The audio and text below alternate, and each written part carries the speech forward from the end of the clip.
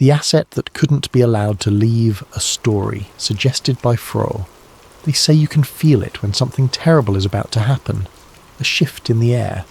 A weight pressing down on your chest.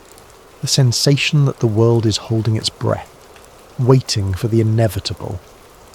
On the evening of June 24th, 2009, in a rehearsal space deep inside the Staples Center in downtown Los Angeles, nobody felt that weight. The king of pop, Michael Jackson, danced across the stage with an energy that shocked everyone who had worried about his health. His movements were sharp. His voice was powerful. He was, by all accounts, back.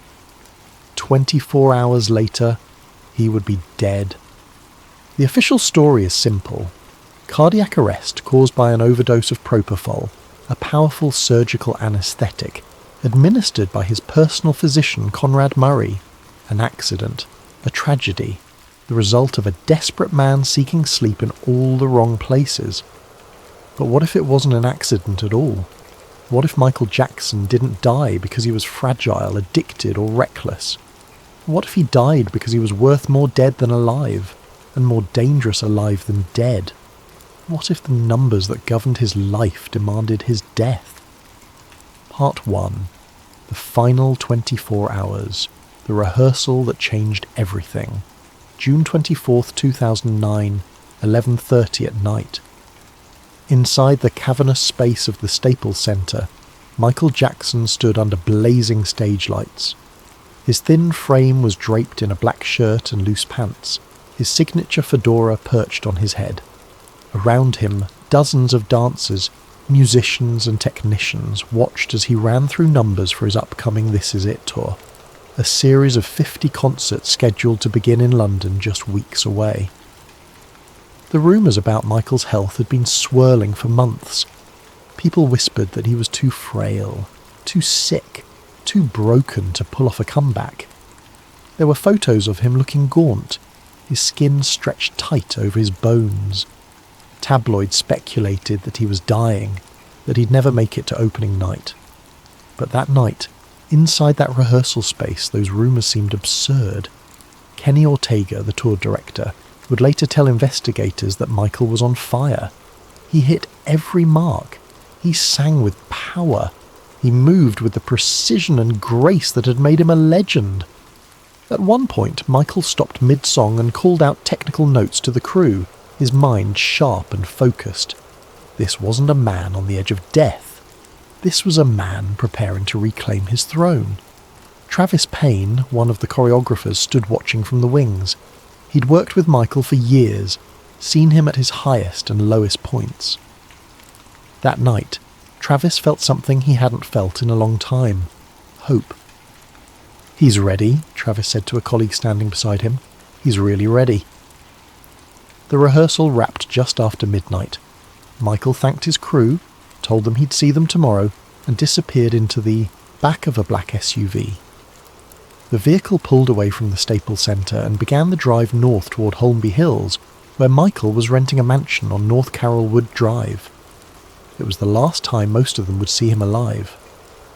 The hours no one can explain what happened between 1 in the morning on June 25th and 12:30 in the afternoon, when emergency services received the call, would become the subject of intense scrutiny, conflicting testimonies, and questions that remain unanswered to this day. According to Conrad Murray, Michael's personal physician, Michael arrived home and couldn't sleep. This was nothing new. Michael had struggled with insomnia for years, a condition worsened by the pressures of fame, years of performing under grueling schedules, and the constant surveillance of the media. Murray claimed that Michael begged him for propofol, a drug Michael called his milk because of its milky white appearance. Propofol is not a sleep aid. It is a general anaesthetic used in operating rooms to render patients unconscious during surgery. It works by depressing the central nervous system so profoundly that patients stop breathing on their own and require mechanical ventilation. In hospitals, propofol is administered by anaesthesiologists with crash carts and full resuscitation equipment standing by. It is never, under any circumstances, used in a private home. Yet Murray claimed he had been giving Michael propofol nearly every night for weeks. Murray said that on the morning of June 25th, he tried to wean Michael off the drug by giving him smaller doses of sedatives, lorazepam, midazolam. Nothing worked. Finally, around 10:40 in the morning, Murray administered a small dose of propofol through an intravenous line. Michael, he said, finally fell asleep. Murray claimed he left Michael alone for just 2 minutes to use the bathroom. When he returned, Michael wasn't breathing. What happened next is where the timeline becomes suspicious.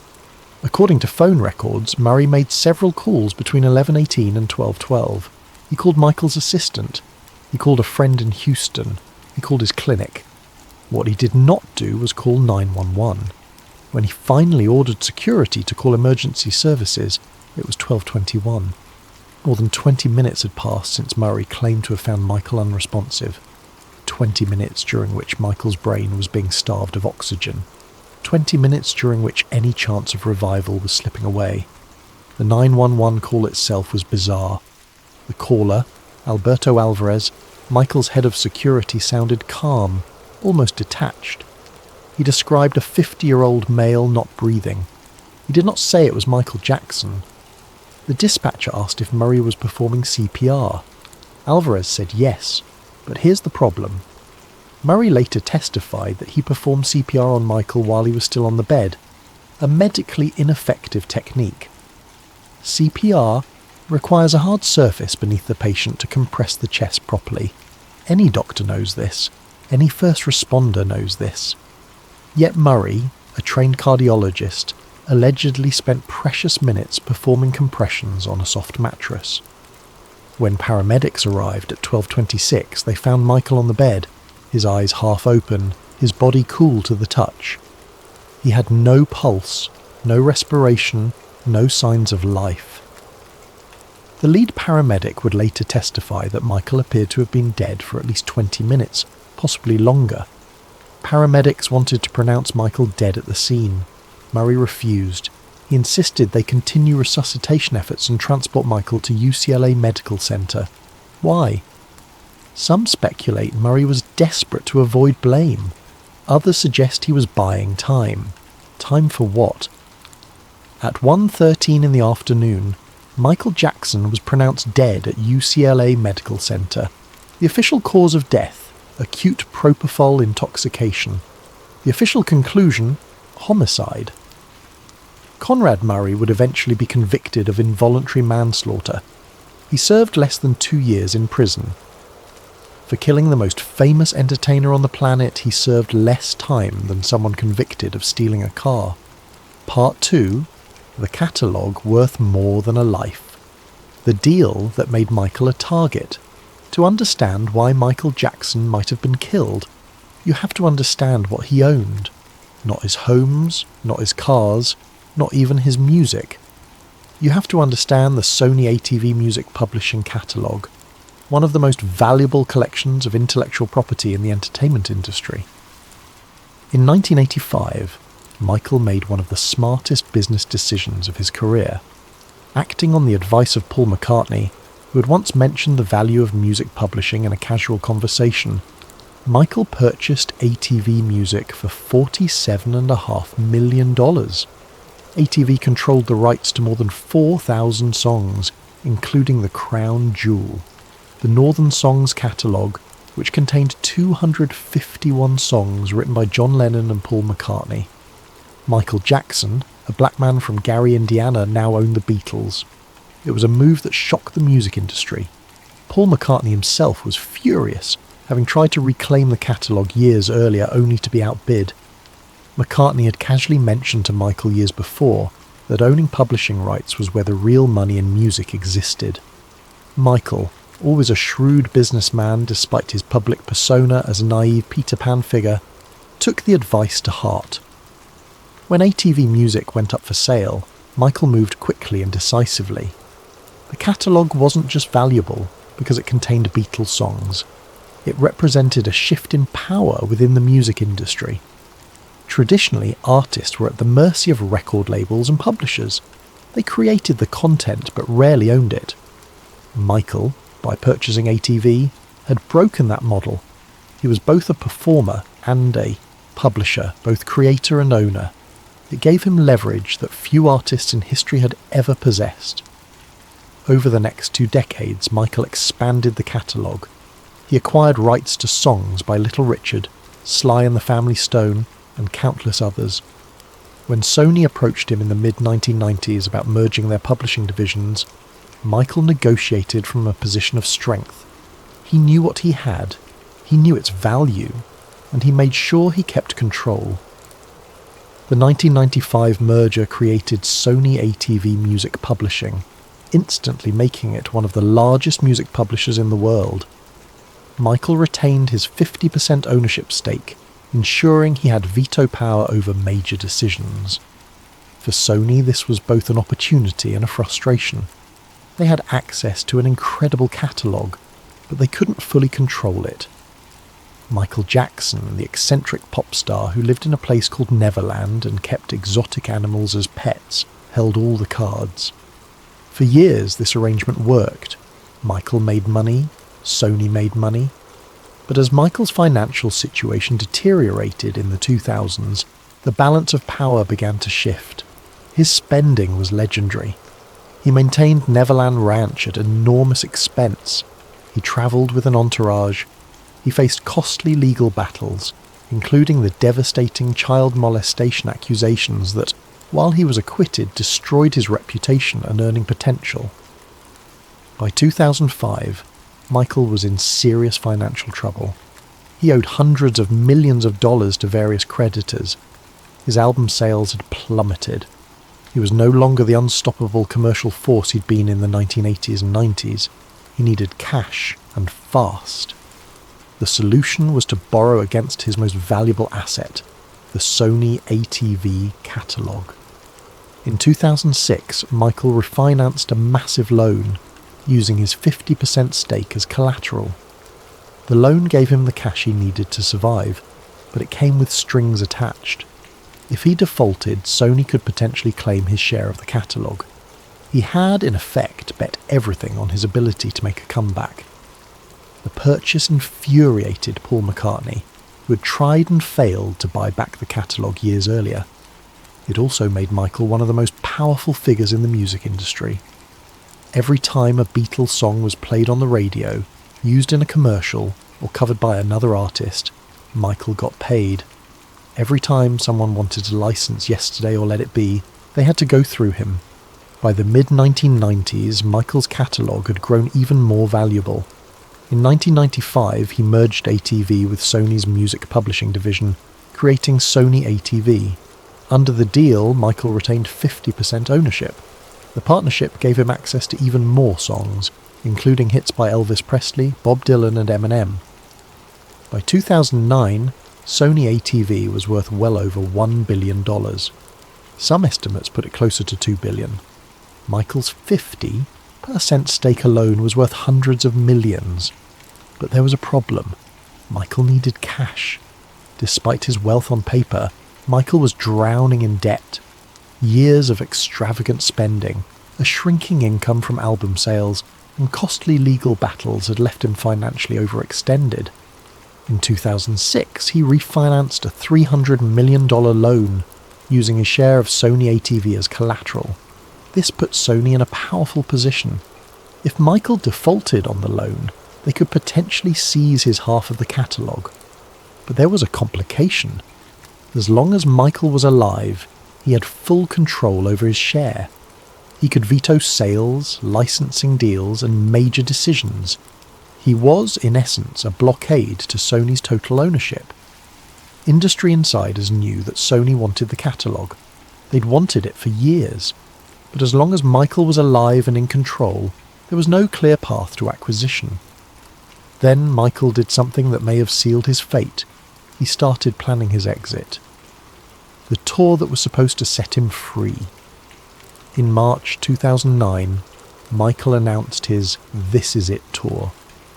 50 concerts at London's O2 Arena. A triumphant return to the stage after years away from the spotlight. The announcement was met with scepticism. Could Michael still perform? Would fans even care? The press conference where Michael announced the tour was held at the O2 Arena itself. Thousands of fans gathered outside, desperate for a glimpse of the reclusive star. When Michael finally appeared on stage, dressed in a glittering jacket and sunglasses, the crowd erupted. He spoke briefly, promising these would be his final shows in London, his curtain call. "This is it," he said, and the words became the tour's name. Behind the scenes, the tour represented far more than just a series of concerts. For AEG Live, the promoting company, it was a massive financial gamble. They were reportedly putting up tens of millions of dollars in production costs, betting that Michael could still fill arenas and generate revenue. For Michael, it was his chance to prove he was still relevant, still the king of pop, still capable of commanding a stage. But most importantly, the tour was Michael's ticket to freedom. He planned to use the earnings to pay off his debts and regain control of his financial life. Associates say Michael saw This Is It as the beginning of a new chapter. After the tour, he wanted to focus on film projects, building a new Neverland and spending time with his children. He talked about starting his own label, where he could mentor young artists without the corporate interference that had plagued his own career. The answer came almost immediately. All 50 shows sold out in hours. Demand was so overwhelming that promoters considered adding more dates. The tour was projected to gross over $400 million, making it one of the highest earning concert tours of all time. Within hours of tickets going on sale, AEG's servers crashed from the overwhelming demand. People who had written Michael off as a has-been, a tabloid punchline, were suddenly clamouring to see him perform. Over 1 million people registered for tickets. Some fans paid thousands of dollars on secondary markets for seats. The numbers told a story the media had missed. Michael Jackson might have been out of the spotlight, but his fans had never left. Rehearsals began in April at a studio in Los Angeles before moving to the Staples Center in June. The show Michael envisioned was ambitious, incorporating elaborate sets, cutting-edge special effects, and a set list spanning his entire career. He wanted to give fans not just a concert, but an experience. The production budget ballooned into the tens of millions. Every detail had to be perfect. But there were concerns. Kenny Ortega, the director, would later testify that Michael missed several rehearsals in the weeks leading up to his death. When he did attend, he sometimes seemed distracted or unwell. There were reports of weight loss, of Michael being cold even under hot stage lights, of moments where his energy seemed to flag. AEG executives were reportedly worried. They had hundreds of millions of dollars on the line. If Michael couldn't perform, the entire tour would collapse. Insurance might not cover all their losses. Lawsuits from disappointed fans could follow. The pressure on Michael to prove he could do it was immense. It was in this context that Conrad Murray entered Michael's life. Murray was a cardiologist practicing in Las Vegas and Houston. He had met Michael briefly years earlier and treated one of Michael's children. In 2009, Michael asked Murray to be his personal physician for the tour. AEG agreed to pay Murray $150,000 per month, a staggering sum that dwarfed Murray's normal income. Murray saw it as a lifeline. He was facing financial ruin. Child support obligations, a house in foreclosure, medical practices hemorrhaging money. The contract with AEG would solve all his problems, but it came with an implicit understanding: keep Michael healthy and performing, whatever it took. But This Is It wasn't just a comeback. For Michael, it was an escape plan.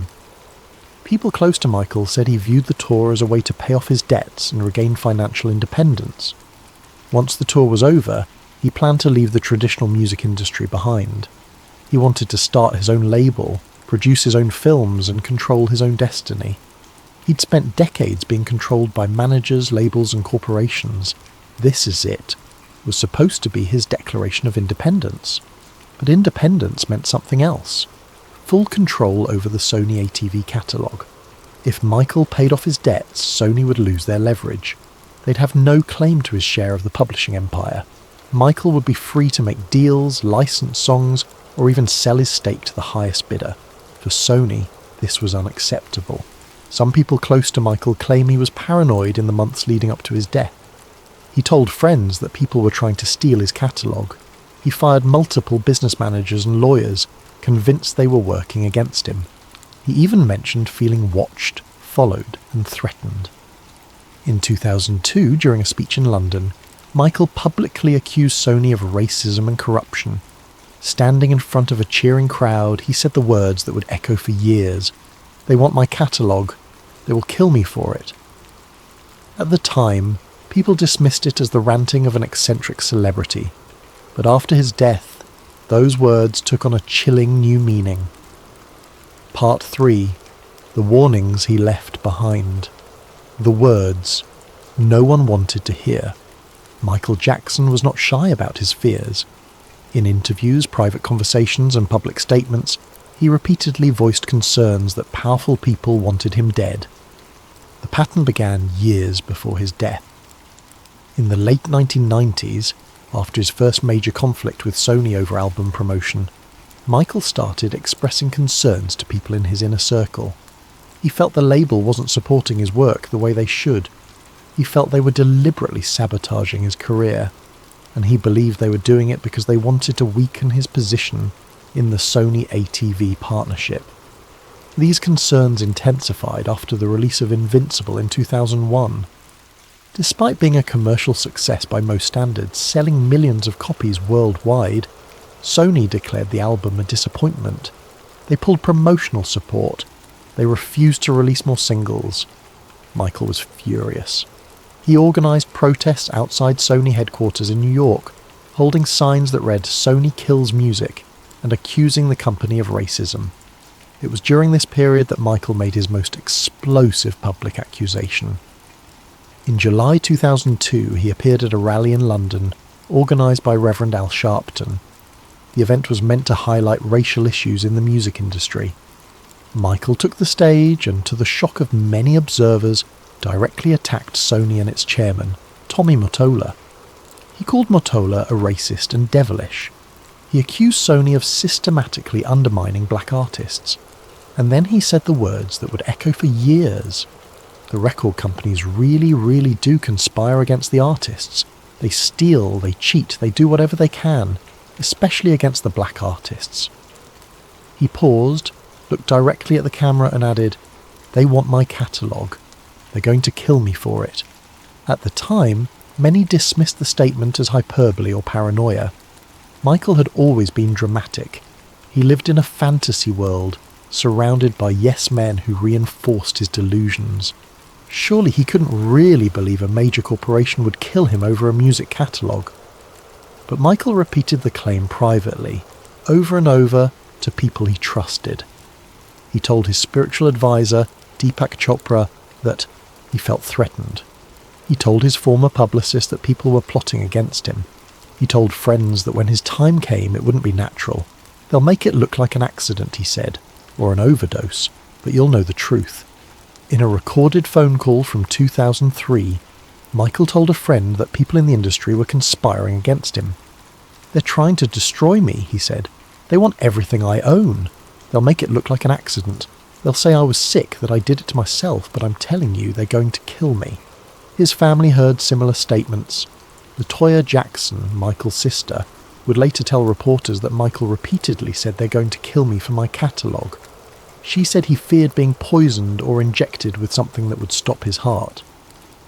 In 2009, just months before his death, Michael had a conversation with his longtime friend and spiritual advisor Deepak Chopra. According to Chopra, Michael seemed afraid. He talked about feeling threatened and mentioned that people around him couldn't be trusted. Chopra later said he believed Michael knew he was in danger but felt powerless to stop it. Then there's the video. A grainy recording made by Michael's longtime friend and collaborator Dieter Wiesner captured Michael's voice in what appears to be a moment of raw vulnerability. In the recording, Michael says, "I'm scared. I don't trust anyone around me. They're planning something. They're going to make it look like I overdosed. But I'm not on drugs. I'm clean. You have to promise me you'll tell the truth if something happens." Wiesner released the recording after Michael's death. Critics claim it's fake or taken out of context, but to those who believe Michael was murdered, it's a smoking gun. The pattern of isolation. In the months leading up to his death, Michael systematically cut ties with people who had been in his life for years. He fired managers, he dismissed advisors, he ended business relationships that had lasted decades. Some people saw this as paranoia, others saw it as self-preservation. Michael told friends he didn't know who was working for him and who was working against him. He suspected people were reporting his activities to executives at Sony and AG, the company promoting his tour. But in isolating himself, Michael may have made himself more vulnerable. By the time he died, his inner circle had shrunk to a handful of people, including Conrad Murray, a physician Michael barely knew before hiring him. Murray, it would later be revealed, was in severe financial trouble. He owed child support.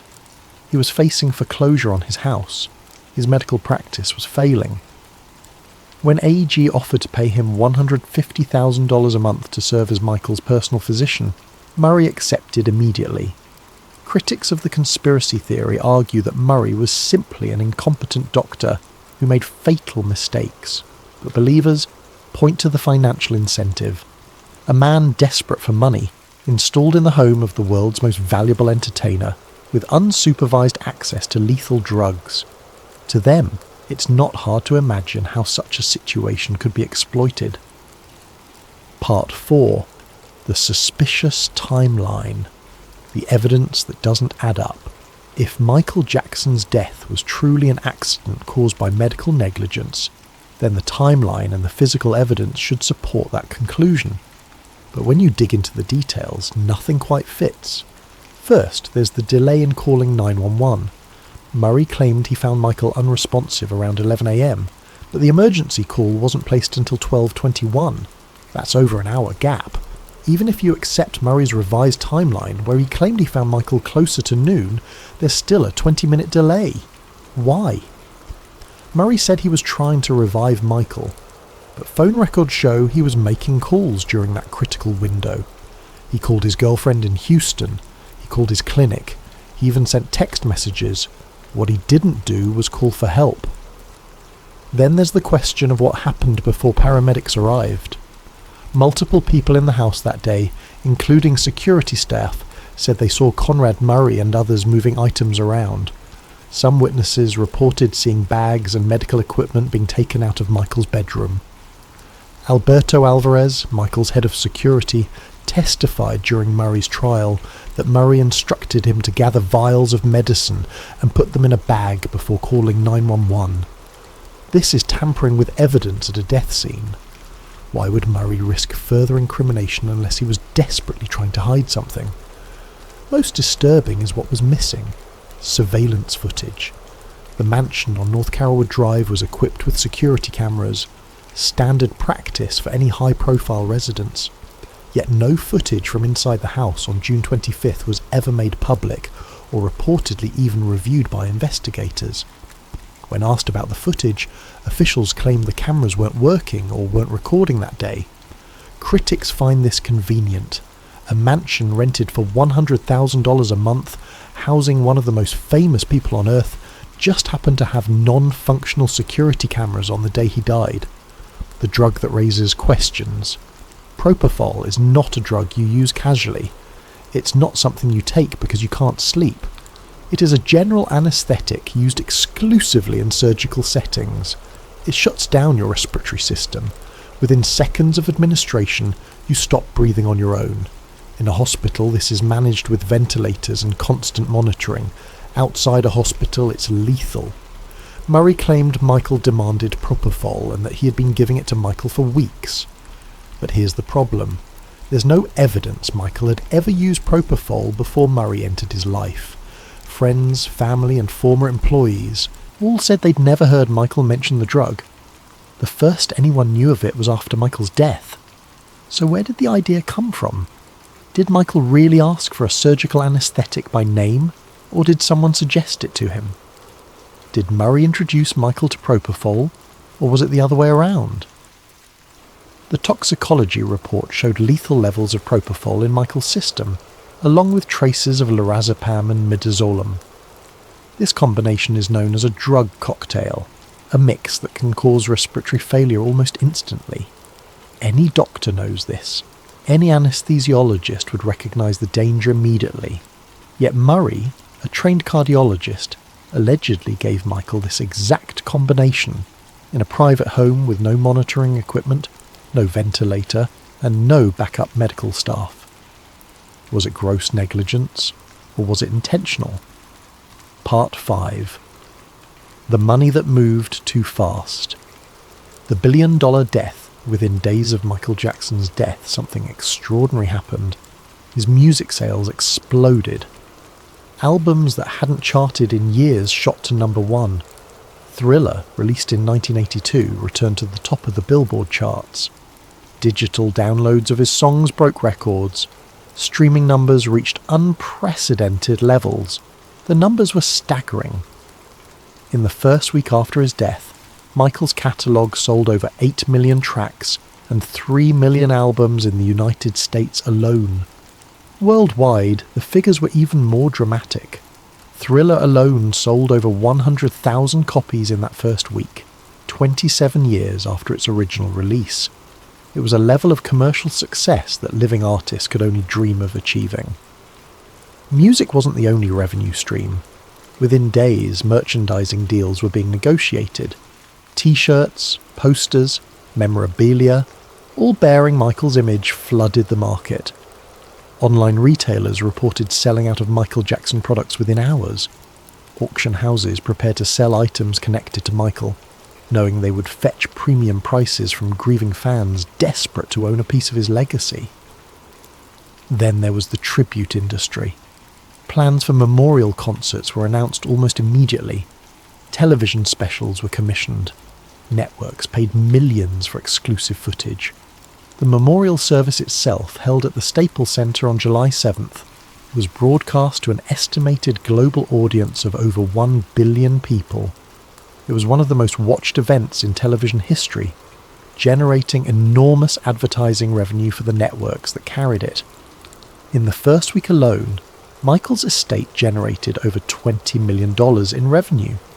By the end of the first year, that number had climbed to over $1 billion. $1 billion. More money than Michael had earned in the entire previous decade. The speed of these business deals raised his eyebrows among those who suspected foul play. Normally, when a major artist dies, there's a period of mourning before the business machine kicks into gear. Estates need time to organise, contracts need to be reviewed, legal issues need to be resolved. But in Michael's case, everything moved with startling efficiency. Part of this efficiency came from the fact that Michael's estate had executors already in place. John Branca, Michael's longtime entertainment lawyer, and John McClane, a music executive and family friend, had been named co-executors in Michael's will. When Michael died, they immediately took control of his business affairs. They had the authority to make deals, sign contracts, and manage the estate's assets. Interestingly, Michael had fired Branca just weeks before his death. Some family members claimed Michael didn't trust Branca and wanted him removed from any role in his affairs. But the will that named Branca as executor was dated 2002, and under California law it remained valid. When Michael died, Branca was back in control, whether Michael wanted him there or not. The Michael Jackson estate became one of the highest earning estates in entertainment history, rivaling Elvis Presley and outdoing almost every living artist. And the profits kept rolling in. Album sales, licensing deals, merchandising, tribute concerts, documentaries. Sony moved with remarkable speed. Within weeks of Michael's death, they announced a deal to release This Is It, a documentary film cobbled together from rehearsal footage. The film premiered in October 2009, just 4 months after Michael died. It grossed over $260 million worldwide, becoming the highest earning concert documentary of all time. Sony didn't stop there. They released posthumous albums, They licensed Michael's music for commercials, video games, and Cirque du Soleil shows. They sold rights to projects Michael would have never approved while alive, and every deal generated millions. Critics of the conspiracy theory argue this is just business. A dead icon always generates renewed interest. But believers point to the speed and efficiency of the operation. Deals that normally take years to negotiate were completed in weeks. Projects that would have required Michael's approval were greenlit immediately.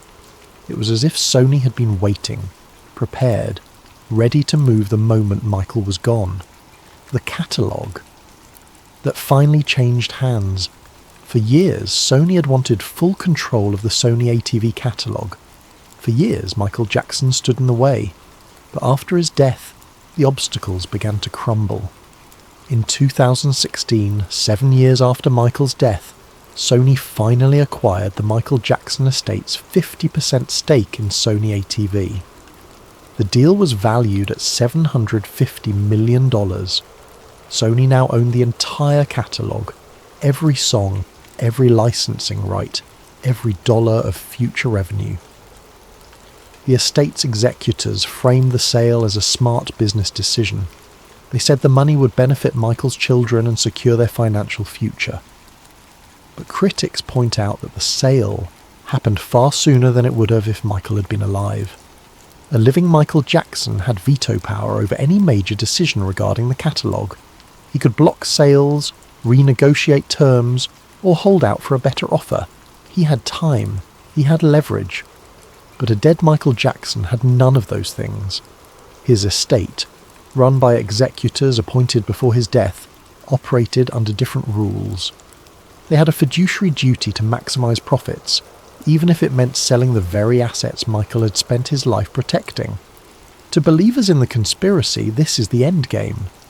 Michael's death didn't just remove an obstacle, it accelerated a transfer of wealth and power that Michael had resisted for decades.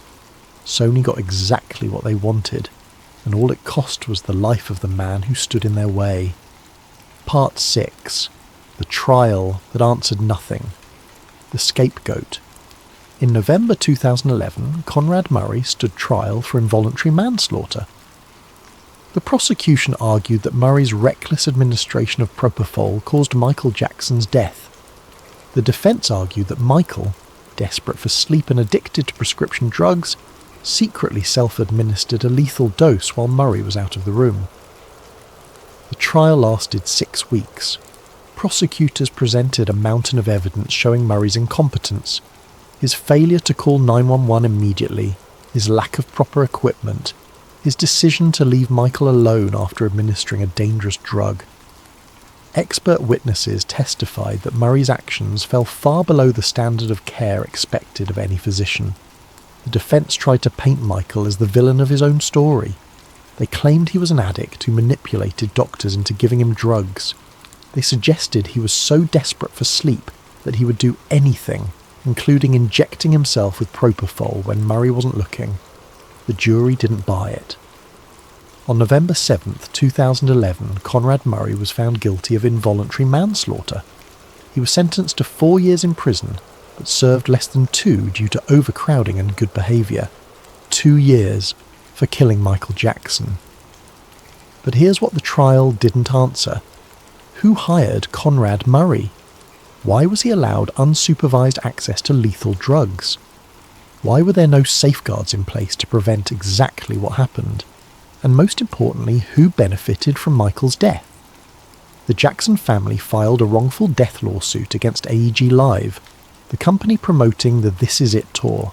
They argued that AEG negligently hired and supervised Murray, creating the conditions that led to Michael's death. The case went to trial in 2013. The trial revealed troubling details. Internal emails showed AEG executives pressuring Michael to rehearse despite concerns about his health. One email referred to Michael as the freak, showing the disdain some executives felt toward him.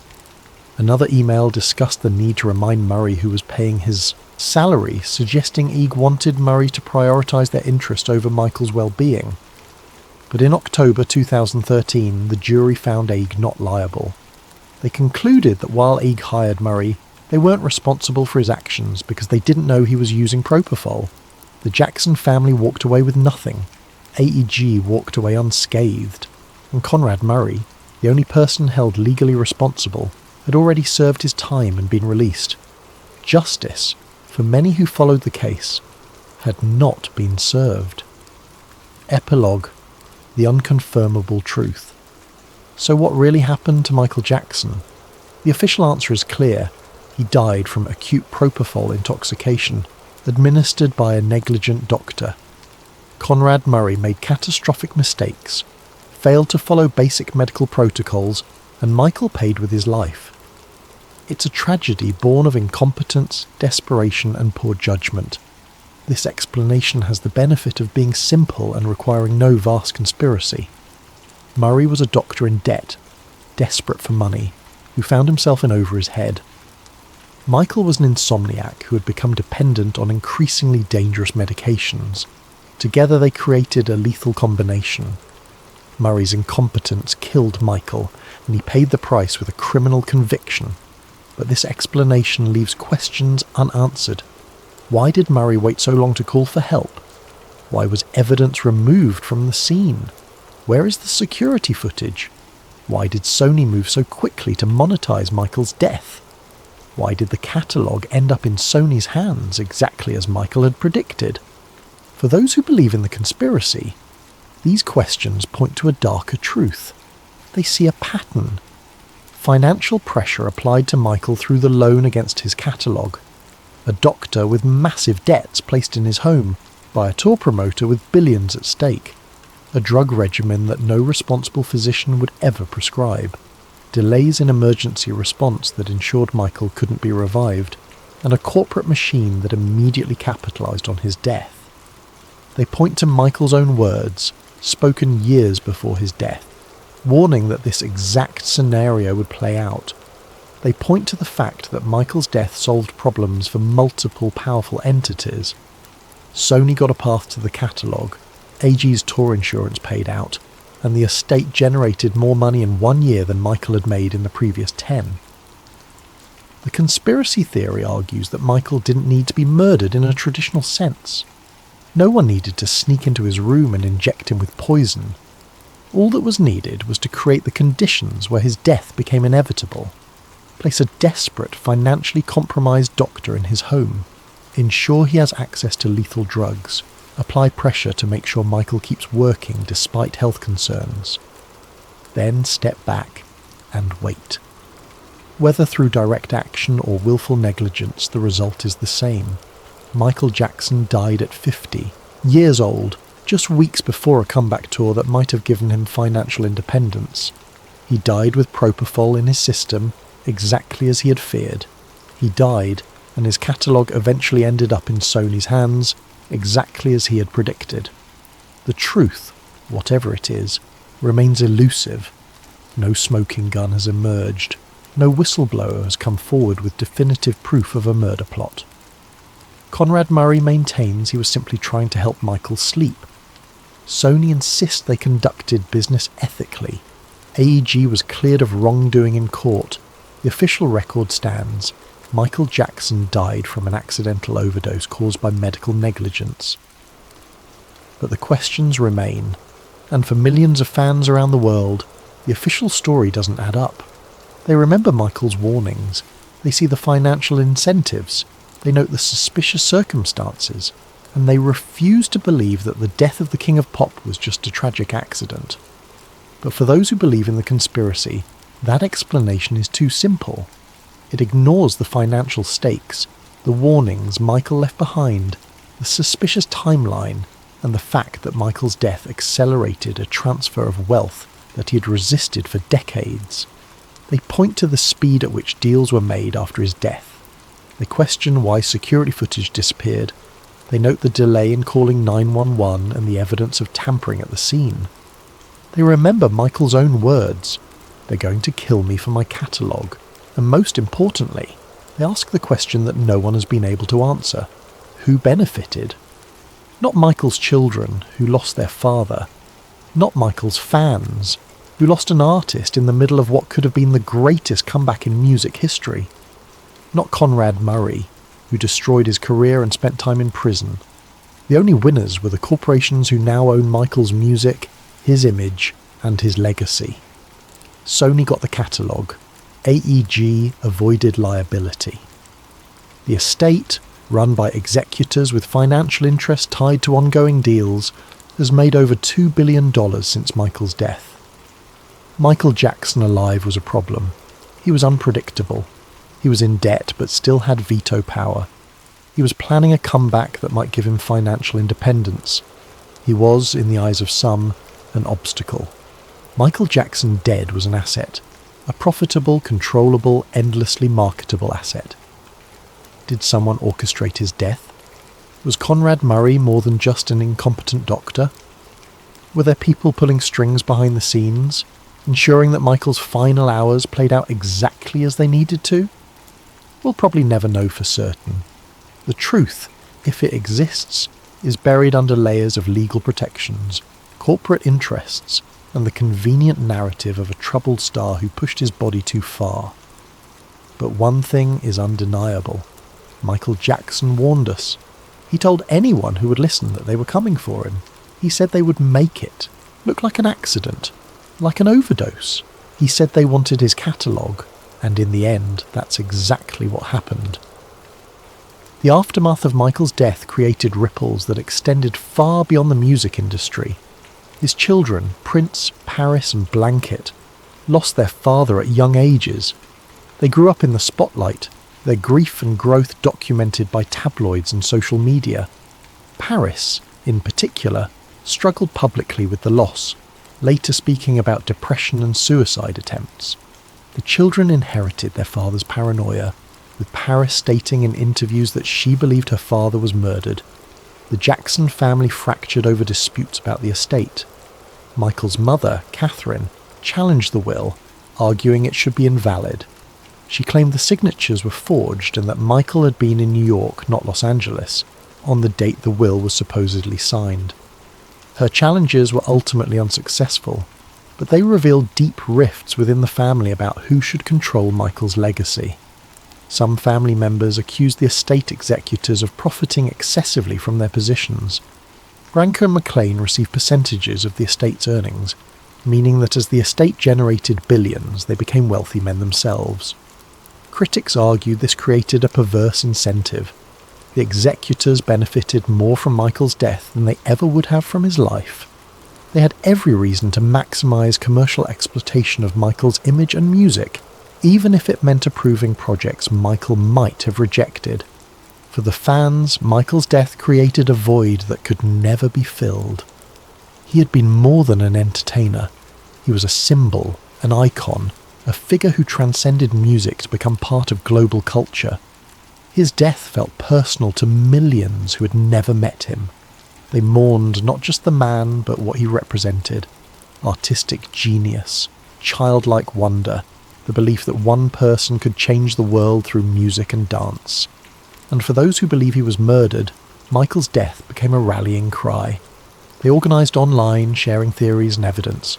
They pointed to inconsistencies in official accounts. They questioned motives and followed the money. Some became obsessed, seeing conspiracies everywhere. Others remained sceptical but troubled, unable to shake the feeling that something about Michael's death didn't add up. On June 25th, 2009, the world lost the king of pop. But maybe, just maybe, Michael Jackson didn't die. Maybe he was removed. Not by emotion, not by accident, but by cold, calculated financial architecture. Because in the end, Michael Jackson had become more valuable dead than alive, and more dangerous alive than dead, and someone, somewhere, made sure the numbers added up.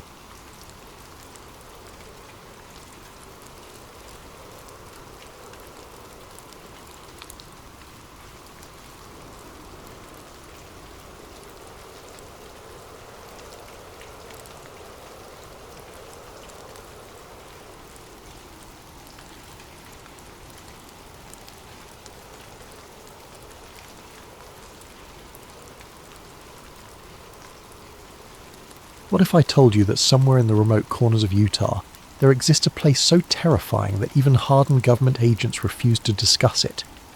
A place where the laws of physics seem negotiable, where reality bends and twists like smoke in the wind, and where people simply disappear.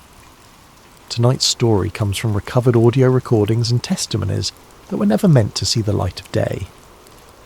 Before we dive in, make sure to leave your video ideas in the comments below, and a huge thank you to Spot Boogie and Sincerely Something Strange for inspiring this chilling tale. If you enjoy these stories, don't forget to like and subscribe to Sleep Theories for more content that will haunt your dreams. The recording you're about to hear was found 3 months after freelance surveyor Jake Morrison vanished without a trace near Fort Duchesne, Utah. What started as a routine mapping job became something far more sinister. A journey into a realm where the impossible becomes inevitable, and where curiosity can cost you everything. This is his story, told through his own words, recovered from devices that shouldn't have survived what they witnessed. My name is Jake Morrison, and I'm what you'd call a professional wanderer. For the past 8 years, I've made my living as a freelance surveyor and land researcher, taking contracts from property developers, environmental agencies, and occasionally private clients with more money than sense. The work takes me to some pretty remote places, abandoned mining claims, disputed property lines, forgotten corners of the American West where civilization is just a rumour carried on the wind. I've always prided myself on being practical, grounded. I deal in facts, coordinates, measurements, topographical realities. I don't believe in ghost stories or urban legends, or at least I didn't. Not until that scorching Tuesday in July when I took what I thought would be just another routine mapping job. The client was a development company looking to assess some acreage near the Uinta Basin for potential commercial use. Nothing fancy, just needed someone to verify boundary markers and document any structures or natural features that might affect future construction. Easy money, or so I thought. I'd been driving the back roads near Fort Duchesne for about 3 hours, my truck's air conditioning fighting a losing battle against the brutal Utah sun. The landscape out here is unforgiving. Red rocks jutting up like broken teeth, scrubland that stretches to the horizon, and a silence so complete it makes your ears ring. It's the kind of place where you can drive for miles without seeing another soul, where the weight of isolation settles on you like dust. I was following my GPS toward what should have been the northeastern boundary of the survey area, when I noticed something odd. The paved road had given way to gravel, then dirt, and now I was bouncing along what could generously be called a trail. My GPS insisted I was still on the right track, but something felt wrong. The landscape had changed subtly. The usual markers I used for navigation seemed off somehow. That's when I saw the first sign. It wasn't like the typical no trespassing signs you'd expect on ranch property.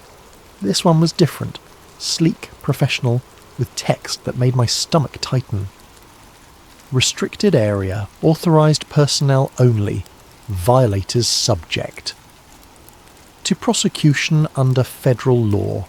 Below that, in smaller text, was an agency code I didn't recognize. NIDS-DOD-001. I pulled my truck to a stop and checked my coordinates again. According to my GPS, I was still within the survey boundaries, but that sign suggested otherwise. I figured it was probably just rancher paranoia, some property owner trying to scare off trespassers with official-looking signage. Lord knows I'd encountered enough of that in my line of work. But as I sat there, engine idling, something else caught my attention. Lights. Not the steady glow of electric bulbs or the harsh beam of spotlights, but something else entirely. They flickered low across the fields ahead, maybe half a mile away, dancing and weaving in patterns that didn't match any aircraft I knew. They weren't quite white, weren't quite blue, somewhere in between, like the colour of lightning just before it strikes. I watched those lights for maybe 10 minutes, trying to make sense of what I was seeing. They moved too deliberately to be natural phenomena, too erratically to be conventional aircraft. Sometimes they cluster together, forming geometric patterns, then scatter like startled birds. Other times they'd simply vanish, only to reappear seconds later in a completely different location. Curiosity got the better of common sense. I put the truck in gear and continued down the trail, reasoning that if I was truly trespassing, someone would be along shortly to escort me out. The lights seemed to be coming from behind a low ridge up ahead, and I found myself drawn toward them like a moth to flame. As I crested the ridge, the landscape opened up into a wide valley, and what I saw there made me question everything I thought I knew about the Utah desert. Chapter 1. First Contact with the Ranch. The valley below was unlike anything I'd encountered in 8 years of surveying remote properties, where I expected to see typical ranch infrastructure, maybe a farmhouse, some outbuildings, cattle pens. Instead, I found something that looked more like a military installation disguised as rural property. Chain-link fencing ran for miles in every direction, topped with razor wire and sporting cameras every 100 yards or so. Not the simple game cameras you'd see on hunting property, but sophisticated units with multiple lenses and communication arrays. The kind of equipment that cost more than most people's cars. I parked at the edge of the fencing and stepped out into the oppressive heat. The silence here was different than the natural quiet of the desert. It felt imposed, artificial, as if sound itself was being dampened by some unseen force. Even the usual buzz of insects was absent. As I approached the fence line, that's when I heard it. A sound that made the hair on the back of my neck stand up. Radio static, but not coming from any device I could see. It seemed to bleed directly from the air around me, ebbing and flowing like electronic tides. Sometimes it would resolve into almost voices, whispered words in languages I couldn't identify, before dissolving back into white noise. I pulled out my phone to record the phenomenon, but the screen showed no signal bars and the camera app kept crashing. Every electronic device I carried, GPS unit, digital camera, even my wristwatch, was acting erratically. That's when I saw the creature. It was standing maybe 50 yards away near a cattle pen that appeared to be empty. At first glance it looked like a wolf, large, dark-furred, moving with predatory grace. But as I watched, I realized the proportions were all wrong. It was too big, easily the size of a small horse, and its movements were too fluid, too intelligent. When it turned to look at me, its eyes didn't reflect red like a normal animal's would. They glowed amber, like signal lights piercing fog. We stared at each other for what felt like hours, but was probably only seconds. The creature's gaze was unsettlingly human, filled with an intelligence that seemed to assess and judge. There was recognition there, as if it knew exactly what I was and found me wanting. Then it did something that shattered my rational worldview entirely. It stood up on its hind legs, easily 8 feet tall, and raised what I can only describe as a hand, though it was still distinctly paw-like in what almost seemed like a greeting, or a warning. I ran. I'm not proud of it, but every instinct I possess screamed at me to get as far away from that place as possible. I sprinted back to my truck, fumbled with the keys, and gunned the engine. As I spun the wheel and hit the accelerator, I caught a glimpse in my rearview mirror of more shapes emerging from the shadows near the fence line. They moved with the same impossible grace, watching my retreat with those amber eyes. My hands were shaking so badly I could barely grip the steering wheel, but muscle memory kicked in, and I somehow managed to navigate back to the main road. It wasn't until I was 20 miles away, sitting in the parking lot of a gas station in Roosevelt, that I finally felt like I could breathe again. But even as I sat there trying to process what I'd witnessed, I knew I couldn't just walk away. I'm a surveyor. Documentation is what I do. And despite every rational voice in my head telling me to forget what I'd seen and find another line of work, I pulled out my GPS unit and saved the coordinates. Whatever that place was, whatever I'd encountered there, I needed proof. The world needed to know. Chapter 2. Trying to Tell the World. The first thing I did when I got home to Salt Lake City was hit the internet. I spent hours searching for any information about restricted government property near Fort Duchesne, but came up empty. Official maps showed only private ranch land and some Bureau of Land Management territory. No military installations, no research facilities, nothing that would explain the sophisticated security I'd witnessed. That's when I remembered the agency code from the sign. NIDS-DOD-001. A search for NIDS led me down a rabbit hole that made my encounter seem even more disturbing. The National Institute for Discovery Science, a private research organisation that had been studying anomalous phenomena for decades before apparently going dark in the early 2000s. Department of Defence involvement suggested whatever was happening at that ranch had government backing at the highest levels. I decided to share my experience online, hoping someone else might have similar encounters or additional information. I chose Reddit, figuring the anonymity would protect me while still getting the story out there. My post was simple and straightforward. Strange encounter at restricted property near Fort Duchesne, Utah. Saw unidentified lights, advanced surveillance equipment, and what I can only describe as an unusually large wolf-like creature with glowing eyes. Location appears to be some kind of government research facility disguised as ranch property. Anyone else have experiences in this area?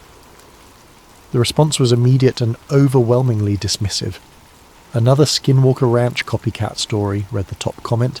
At least try to be original if you're going to make stuff up. This is literally just the plot of every paranormal TV show about Utah, wrote another user. Next you'll be telling us about cattle mutilations and alien abductions. Why do people think they can just rehash old urban legends and pass them off as real experiences?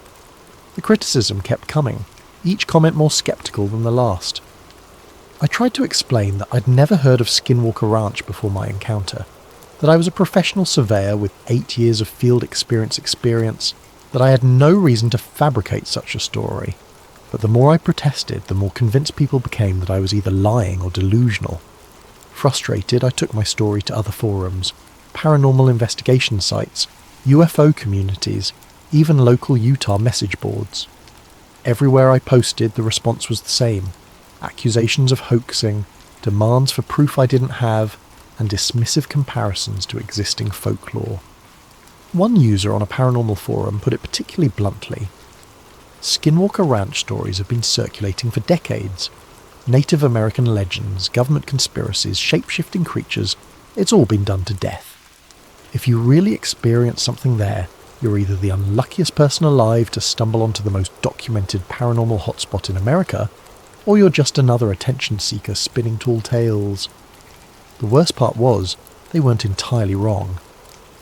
As I researched more about this Skinwalker Ranch, I discovered that the area had been the subject of intense scrutiny for years. Stories of strange lights, impossible creatures and government cover-ups were practically cliché in paranormal circles. My genuine experience had been absorbed into a mythology so pervasive that the truth was indistinguishable from fiction. I tried traditional media next, reaching out to local newspapers and television stations. The response was universally negative. Skinwalker Ranch is just a tourist hoax, the editor of a Uinta Basin weekly told me over the phone. We get calls about this stuff all the time. People see a coyote in poor lighting conditions and suddenly it's an 8-foot shapeshifter. Trust me, son, there's nothing supernatural happening out there. But I saw the government installations, I insisted. The surveillance equipment, the restricted signage. Private property owners have every right to secure their land, he interrupted. Doesn't make it a conspiracy. 3 weeks after my encounter, I was no closer to being believed than when I started. If anything, my attempts to share the truth had only convinced people I was either mentally unstable or deliberately deceptive. The rational part of my brain began to wonder if maybe they were right. Maybe the heat and isolation had gotten to me.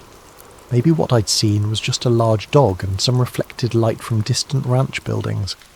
But every night when I closed my eyes I saw those amber orbs staring back at me, filled with impossible intelligence, and I knew, regardless of what anyone else believed, that I had to go back. I needed proof. Chapter 3. The Return Expedition. Planning my return trip took 2 weeks of careful preparation. If I was going to convince anyone of what I'd witnessed, I needed documentation that couldn't be dismissed or explained away. I invested in equipment I couldn't really afford. A high-definition handheld video camera with night vision capabilities, professional-grade audio recording equipment, and, thanks to a favour from my college roommate who worked in environmental consulting, a Geiger counter for detecting radiation anomalies. I also did something I'd never done before. I prepared detailed backup plans. I left sealed envelopes with my apartment manager and my sister, containing maps of my intended destination and instructions to contact authorities if I didn't return within 48 hours. Looking back, it seems almost prescient how thoroughly I planned for the possibility that something might happen to me.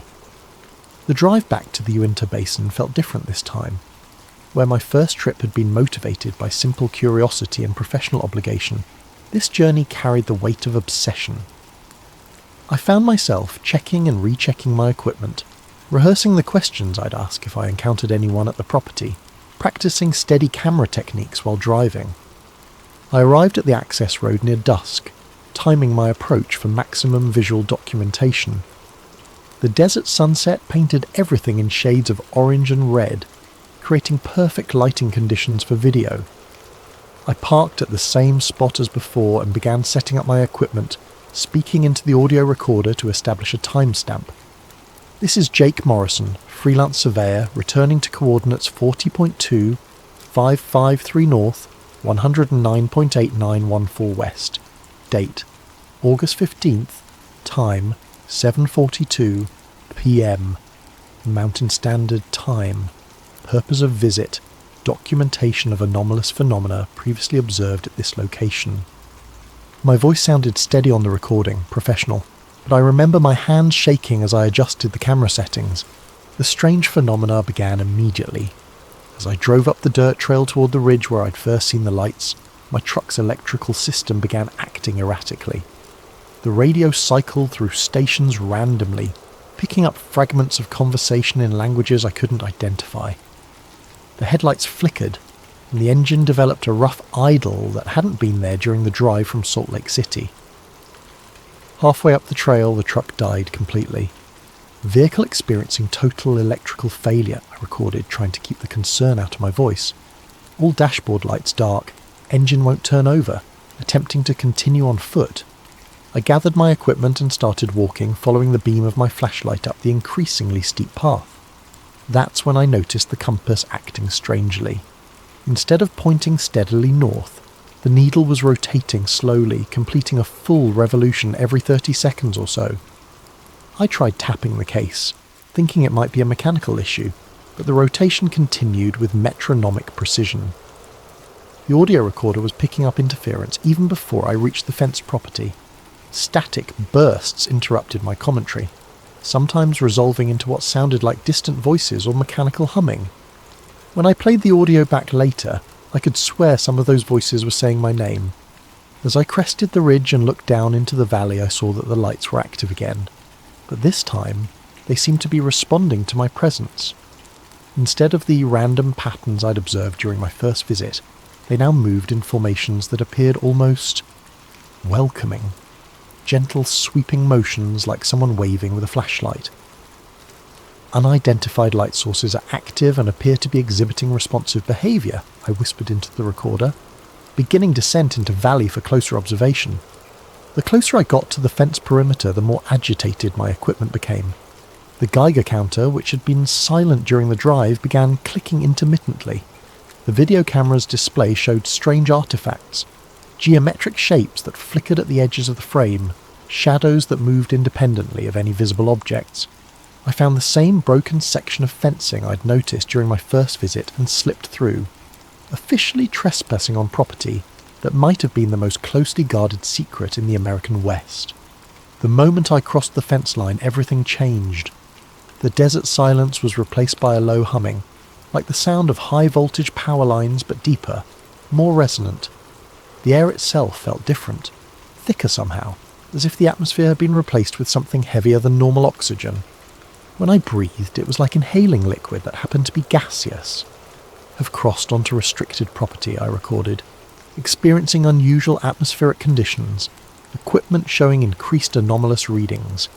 That's when I heard the footsteps, not human footsteps, too heavy, too deliberate, and moving in a rhythm that didn't match bipedal locomotion. They seemed to be circling me, staying just outside the range of my flashlight. I swept the beam in wide arcs, trying to locate the source, but caught only glimpses of movement at the edge of the light's reach. "Something's moving out there," I whispered into the recorder. Multiple contacts, possibly the same type of entity I observed during my previous visit. The Geiger counter's clicking accelerated, then stopped entirely. When I checked the display, it showed error messages I'd never seen before, symbols that didn't correspond to any standard radiation detection protocol. That's when the lights began moving toward me. Chapter 4. Things escalate. What happened next challenges every assumption I'd made about the nature of reality. The lights I'd been observing from a distance weren't attached to any physical object I could identify. They moved through the air with liquid grace, occasionally passing through solid objects, fence posts, equipment, even what appeared to be abandoned vehicles scattered around the property, without any apparent impediment. As they approached, I could see they weren't simply sources of illumination. Each light was contained within what looked like a sphere of distorted air, like heat shimmer given form and purpose. They pulsed with internal rhythms that seemed almost biological, expanding and contracting like slow heartbeats made of pure energy. I raised my video camera and began recording, though what I captured bore little resemblance to what I was actually seeing. The screen showed fragmentary images, flashes of light against darkness, geometric patterns that couldn't exist in three-dimensional space, and occasionally shapes that might have been structures but defied architectural logic. "Camera is malfunctioning," I whispered into the audio recorder. "Visual distortion consistent with electromagnetic interference, but phenomena are clearly visible to naked eye." One of the light spheres moved to within 10 feet of me, hovering at eye level. This close, I could see movement within the luminous core, patterns that suggested intelligence, purpose, maybe even curiosity. It was beautiful and terrifying in equal measure. Then it spoke to me, not in words, not in any language I recognized, but directly into my consciousness. Images flooded my mind. Vast underground complexes, laboratories filled with technology decades ahead of anything publicly acknowledged, and creatures that defied every category of known biology. I saw myself as the light saw me, a small, fragile figure stumbling through forces beyond his comprehension. And I understood that I was not the first to make this journey. The vision showed me others like myself, researchers, investigators, curious wanderers who had discovered this place and attempted to document its secrets. Some had been turned away by subtle manipulations of their equipment or psychological pressure that convinced them to leave. Others, those who persisted, had simply disappeared. The light sphere pulsed brighter, and I felt a warning settle into my bones. This was my opportunity to join the former group. Turn around, walk away, forget what I'd seen, and live a normal life. The alternative was to become another unexplained disappearance in the Utah desert. I should have taken the warning. Instead, I found myself moving deeper into the property, drawn by a compulsion I couldn't explain. The cattle pens I'd seen from a distance were completely empty, but the stench of blood hung heavy in the air. Not the metallic smell of fresh injury, but something older, more pervasive, as if the very ground was saturated with decades of violence. The audio recorder captured sounds I hadn't noticed in real time. Whispered conversations in the distance, mechanical humming that seemed to emanate from underground, and occasionally something that might have been screaming from a very great depth. Near what appeared to be the main ranch buildings, structures that looked normal from a distance but revealed impossible architectural details up close, I encountered more of the wolf-like creatures I'd seen during my first visit. They moved in a pack, coordinating their movements with the efficiency of trained soldiers. But these weren't animals in any conventional sense. As they approached, their forms began to shift. The wolf-like appearance dissolved like smoke, revealing something underneath that my mind couldn't properly process. They were simultaneously organic and mechanical, familiar and utterly alien. The amber glow of their eyes intensified, and I realized they were scanning me, downloading information about my presence, my equipment, my intentions. One of them, the largest, apparently the pack leader, approached to within arm's reach. When it spoke, the words bypassed my ears entirely and appeared directly in my consciousness, the same way the light sphere had communicated. "You should not have returned," the voice said, carrying undertones of regret rather than threat. "This place is not meant for your kind to understand." "I need proof," I managed to say aloud, though my voice came out as barely more than a whisper. "People need to know what's happening here." "Knowledge of this place has a price," the creature replied. "Are you prepared to pay it?" Before I could respond, the world around me erupted into chaos. The Geiger counter, which had been silent since entering the property, suddenly began clicking so rapidly it sounded like sustained machine gun fire. The video camera's screen filled with images that couldn't possibly be real. Vast underground chambers, beings that combined human and animal characteristics in ways that violated basic biology, and technology that seemed to bend space and time around itself. Then, abruptly, everything went dark. The lights vanished, the creatures melted back into shadows, and I found myself alone in the desert night with nothing but the beam of my flashlight to hold back the overwhelming darkness. But the silence was wrong, too complete, as if the entire valley had been placed under a dome of absolute quiet.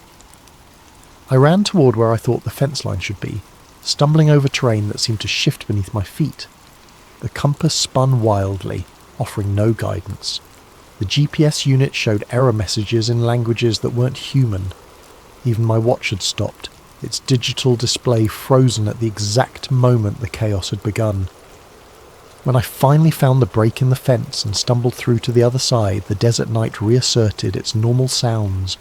Wind through scrub brush, the distant call of a coyote, the whisper of sand against stone. But I knew I was forever changed by what I'd witnessed beyond that fence. I made it back to my truck, which started immediately as if it had never experienced any problems at all. As I drove away from that cursed place, I spoke one final entry into my audio recorder. "Whatever's happening at that ranch, it's beyond government conspiracy or natural phenomena.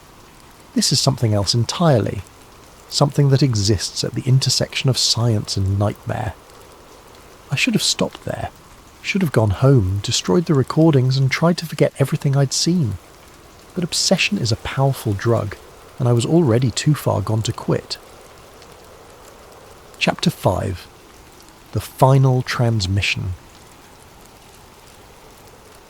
3 days after my second encounter at the ranch, I knew I had to go back one more time. The partial recordings I'd captured were intriguing but ultimately inconclusive, too fragmentary and distorted to convince skeptics. What I needed was sustained documentation of the phenomena, something that couldn't be dismissed as equipment malfunction or environmental factors. I upgraded my recording equipment again, investing in military surplus night vision technology and electromagnetic shielding for my devices. If the ranch's effects were based on electromagnetic interference, I reasoned, proper shielding might allow me to capture clearer evidence. This time I approached the property from a different angle, hiking cross-country from a point several miles south of my previous entry routes. I wanted to avoid any surveillance systems that might have been alerted by my earlier visits. The hike took most of the afternoon, and I timed my arrival for just after sunset. The transition from day to night in the desert is abrupt and absolute. One moment you can see for miles, the next you're surrounded by darkness so complete it seems solid. I established the observation post on a rise overlooking the valley, approximately half a mile from the ranch facilities. From this distance, I could document the phenomena while maintaining some margin of safety, or so I thought. My final audio log began at 8:47 p.m. Mountain Standard Time. "This is Jake Morrison, beginning what I expect to be my final investigation of the anomalous phenomena at coordinates 40.2553 north, 109.8914 west. I'm positioned approximately 800 metres southeast of the primary facility, with clear lines of sight to all previously observed activity areas." The night vision equipment revealed details I'd missed during my earlier visits. The ranch wasn't a single installation, but rather a complex of interconnected facilities, some above ground, others clearly extending deep underground. Ventilation shafts and access points were scattered across the valley floor, suggesting a subterranean network of extraordinary scope. Visual observation indicates this facility is significantly larger than initially assessed, I continued recording. Underground component appears extensive, possibly covering several square miles. That's when the lights began their nightly dance, but this time I was prepared. The electromagnetic shielding around my recording equipment seemed to be working. The video camera maintained stable operation, and the audio remained clear despite the usual electromagnetic interference that plagued the area. For the first hour, everything proceeded normally. The lights performed their usual patterns, the creatures moved through the shadows with their characteristic fluid grace, and I documented everything with scientific detachment. I was finally getting the evidence I needed. Then something changed. The patterns of light began to shift, forming configurations I hadn't seen before. Instead of random movements or simple geometric forms, they started arranging themselves into complex symbols, mathematical formulae, star charts, what looked like technical diagrams for devices I couldn't identify. The luminous phenomena are exhibiting structured information patterns, I whispered into the recorder. This appears to be intentional communication rather than random manifestation. As I watched through the night vision scope, the symbols became more complex, more urgent. I realized I was witnessing some kind of message, though I couldn't begin to interpret its meaning. The lights pulsed in synchronized sequences, creating three-dimensional holographic displays that hung in the air like luminous blueprints. That's when I noticed movement in my peripheral vision. The creatures had left the ranch complex and were moving up the hillside toward my position. Not hunting, not patrolling, moving with clear purpose and destination. They knew exactly where I was, and they were coming for me. "I've been detected," I recorded, trying to keep my voice steady. "Multiple contacts approaching from the northwest. Estimated time to contact less than 10 minutes. I should have run then. Should have grabbed my equipment and retreated to my vehicle while I still had time. But the communication display in the valley was reaching some kind of crescendo, the symbols becoming more intricate and beautiful than anything I'd ever seen. I couldn't tear myself away. "The light display appears to be building towards some kind of climax event," I whispered. "I need to document this final sequence before—" The creatures crested the ridge. Up close, without the distraction of my earlier panic, I could see them clearly for the first time. They weren't shapeshifters or supernatural entities. They were something far more disturbing, the result of scientific experiments that pushed the boundaries of biology beyond recognition. Genetic manipulation combined with technological integration, creating beings that existed in the grey area between living creature and sophisticated machine. Their eyes weren't glowing with mystical energy, but with the steady light of advanced optical systems. Their impossible grace came from cybernetic enhancement of natural predatory instincts. They were the product of science, not magic, which somehow made them infinitely more terrifying. "They're not cryptids," I managed to say into the recorder. "They're manufactured. This isn't a paranormal phenomena site, it's a bioengineering facility. The government isn't just studying anomalous events here, they're creating them." The largest of the creatures approached to within arm's reach, just as one had during my previous visit. But this time, when it spoke into my mind, the message was different. "You have seen too much to be allowed to leave, but you have also proven yourself worthy of understanding. We offer you a choice." Images flooded my consciousness again, but these were different from before. I saw the true purpose of the ranch, a black site research facility where the boundaries between life and death, human and animal, natural and artificial, were explored and exploited. Decades of classified experiments in consciousness transfer, genetic manipulation, and dimensional physics. And I saw what happened to people like me who discovered the truth. Some joined the project willingly, becoming part of something larger than themselves. Others were integrated against their will, their consciousness absorbed into the facility's vast neural network. A few, the lucky ones, simply disappeared. Their memories edited, their evidence destroyed, their lives redirected away from dangerous curiosity. "What happens if I refuse?" I asked. The creature's response came not in words but in images. My truck found abandoned on a back road, my equipment recovered but mysteriously corrupted, search parties combing the desert while I simply ceased to exist. And if I accept, more images, laboratories where the impossible became routine, research that could revolutionize human understanding of consciousness and reality, and the chance to be part of discoveries that would reshape the world, even if the world could never know about them. I looked down at the audio recorder in my hand, still running, still documenting everything. Whatever choice I made, at least some record of the truth would survive. "I need time to think," I said. "Time is the one thing we cannot offer," the creature replied. "The choice must be made now."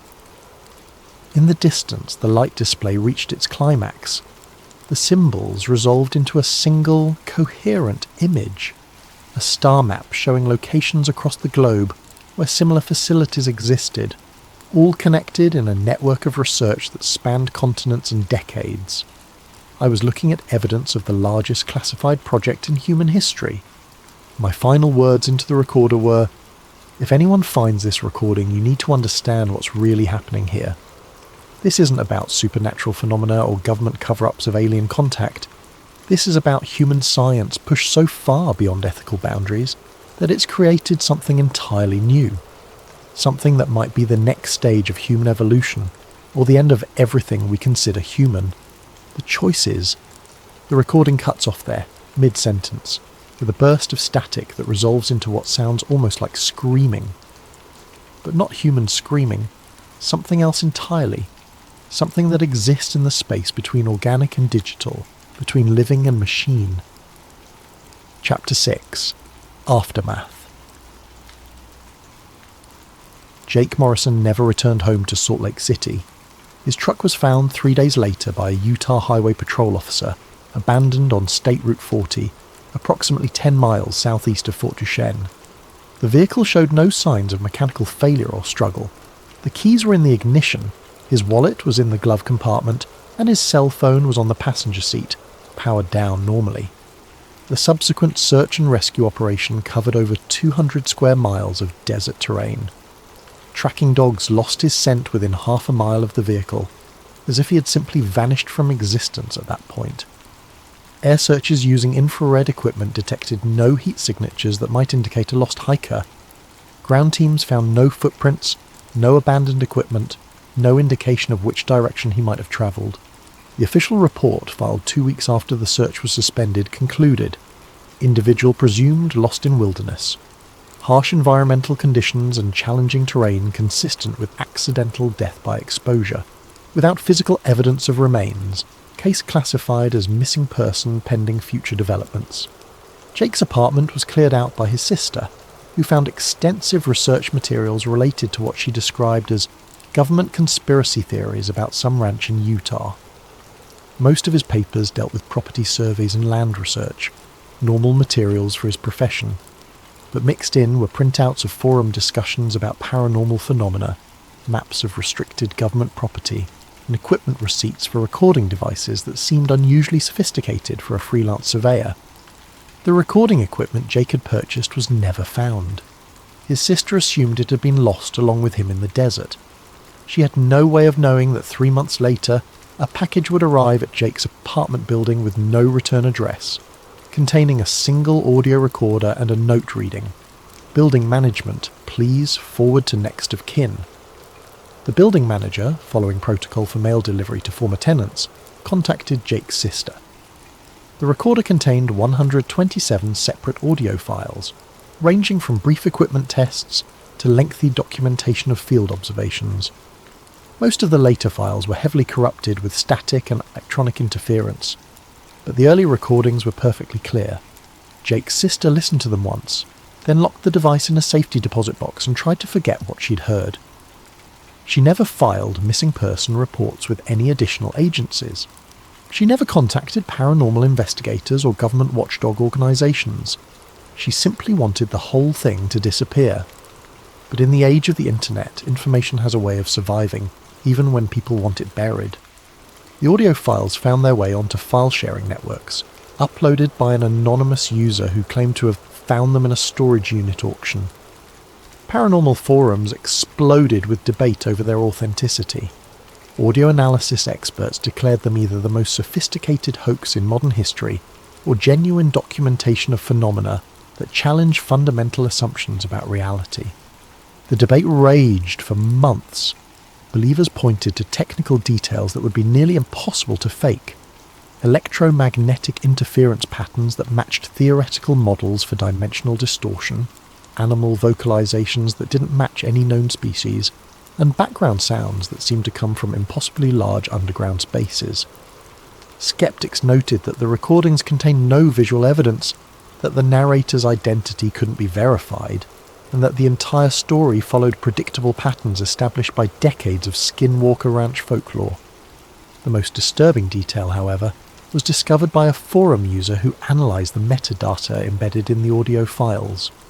Jake's GPS tracker, a device he'd mentioned using throughout his recordings, had continued transmitting location data for 3 days after his disappearance.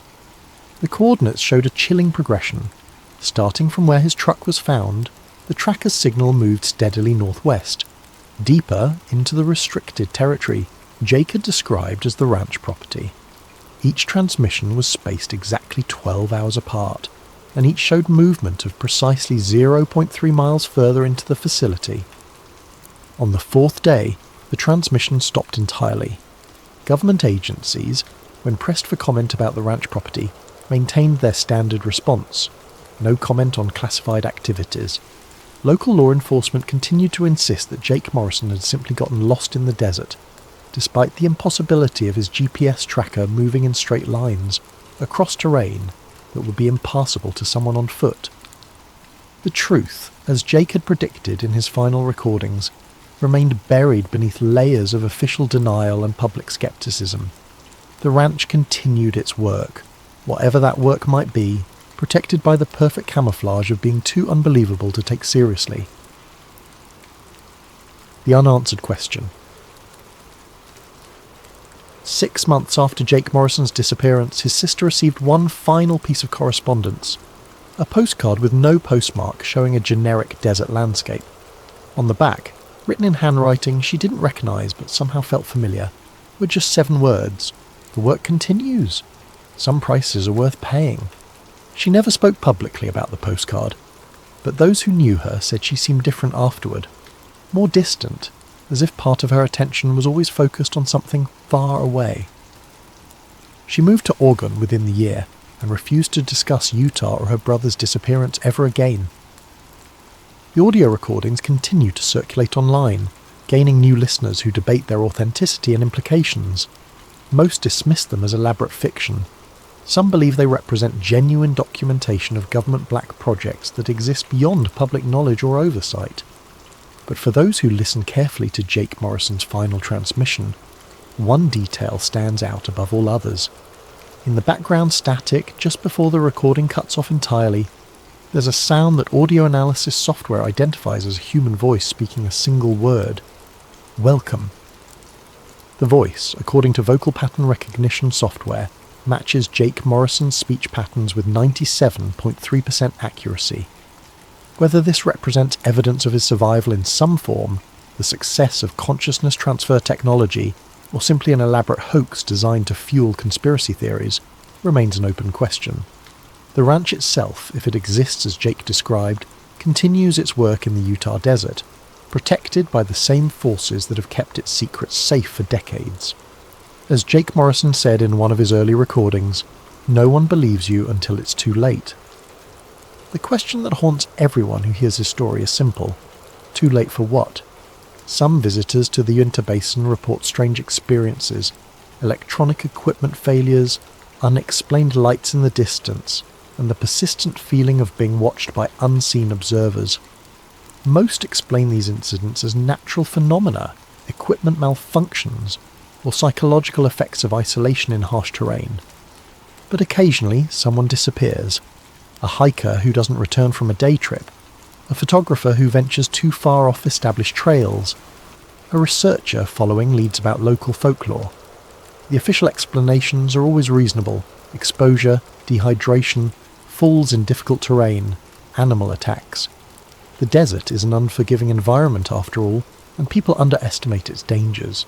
Yet those familiar with Jake Morrison's story can't help but notice that many of these disappearances occur in the same general area where he was last seen. And sometimes, months later, corrupted audio files appear on file-sharing networks, fragments of voices describing impossible sights, pleading for help that never comes. or worst of all, expressing gratitude for being chosen to be part of something greater than themselves. The ranch keeps its secrets, and its secrets keep growing. In Jake Morrison's own words, recorded during his final hours of freedom, this place doesn't just repel intruders, it consumes them, transforms them, makes them part of something they never could have imagined.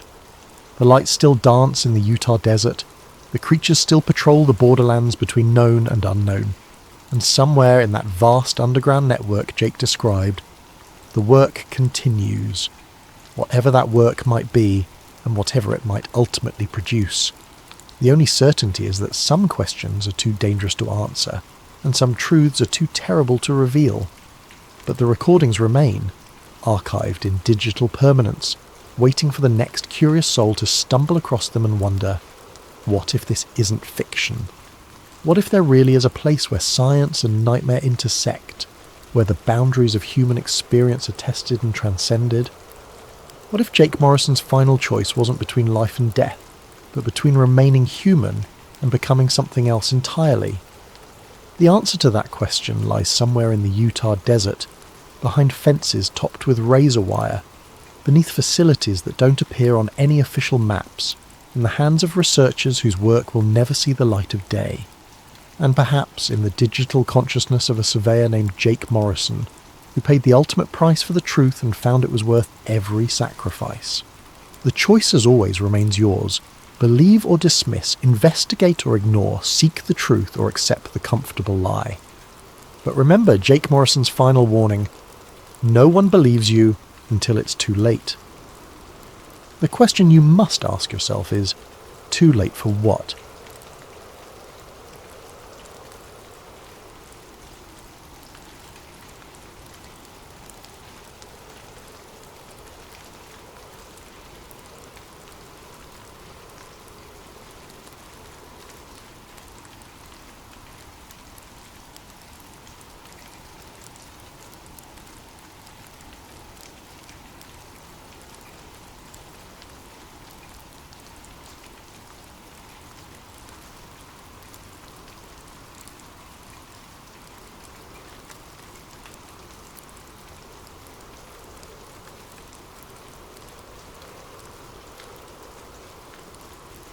Before we begin, I just wanted to thank Todd Rockwell for this story idea. We are doing our best to make sure we hit all of your amazing ideas. Now let's begin tonight's story. They told you it was about weapons of mass destruction.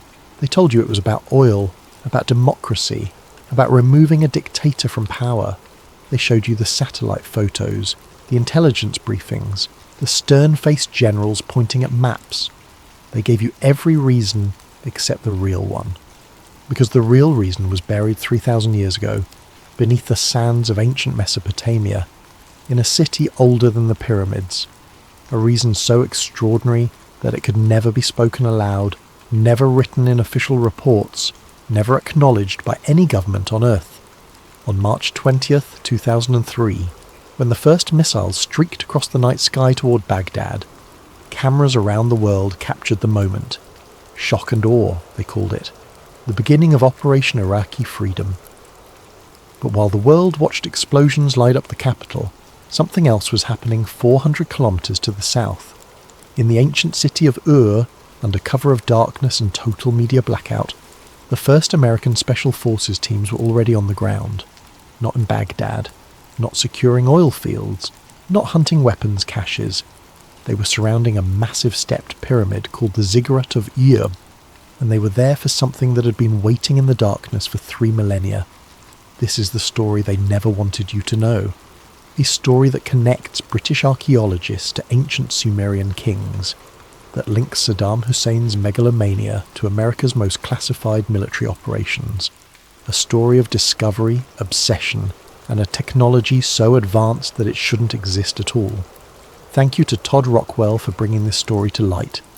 What follows is the truth they buried beneath the history books. Welcome to Ur. Welcome to the real reason for the war. Chapter 1. The Discovery. Southern Iraq. 1927. The sun beat down mercilessly on the excavation site. turning the ancient sand into something that felt like powdered glass against exposed skin. Leonard Woolley wiped his brow with a handkerchief, already soaked through with sweat, and bent closer to the tomb entrance his team had just uncovered. At 47 years old, Woolley had already made his reputation as one of Britain's finest archaeologists. He had excavated in Egypt, worked at Carchemish in Syria, and now he was leading the joint British Museum and University of Pennsylvania expedition to Ur, the legendary city of Abraham. They had been digging for 3 seasons, uncovering the remains of one of humanity's first great civilizations, but nothing had prepared him for what lay beneath the royal cemetery. The tomb of what they would later identify as Queen Piwabi had yielded treasures beyond imagination.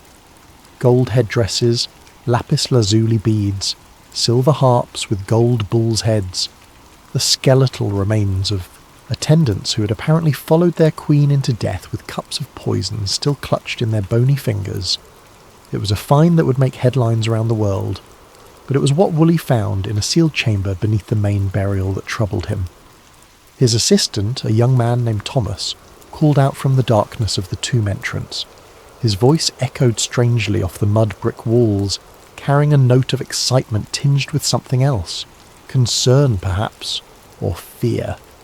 Woolley descended carefully, his lamp casting wild shadows as he made his way through the narrow passage. The air grew cooler as he went deeper, and there was a smell he couldn't quite place. Not the mustiness of ancient death or the mineral scent of disturbed earth. Something else. Something almost metallic. Thomas stood at the entrance to the lower chamber, his face pale despite his desert tan. He held up a fragment of something that caught the lamplight in a way that made Woolley's breath catch. It was metal, but like no metal that should exist in a tomb dated to approximately 2600 BC.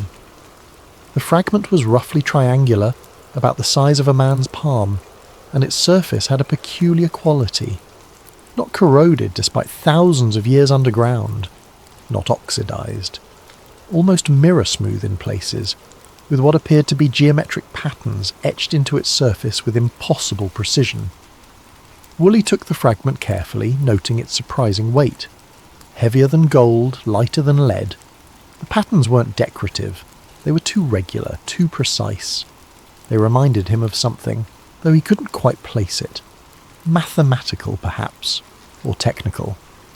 He looked past Thomas into the chamber beyond and felt his pulse quicken. The walls were covered in cuneiform script, the wedge-shaped writing of ancient Sumer. But interspersed among the recognisable characters were symbols he had never seen before. Circular patterns, radiating lines, geometric shapes that seemed to repeat in complex sequences. And at the far end of the chamber, partially buried in collapsed rubble, was a structure that made no sense whatsoever. It was roughly circular, about 3 meters in diameter, made of what appeared to be the same strange metal as the fragment he held. Its surface was covered in the same precise geometric patterns, and around its perimeter were dozens of symbols, each one different, each one positioned with obvious intention. And the strangest thing of all, the ground around it was scorched black, transformed into glass. Vitrified earth. The same phenomenon found at nuclear test sites, though those wouldn't exist for another 2 decades.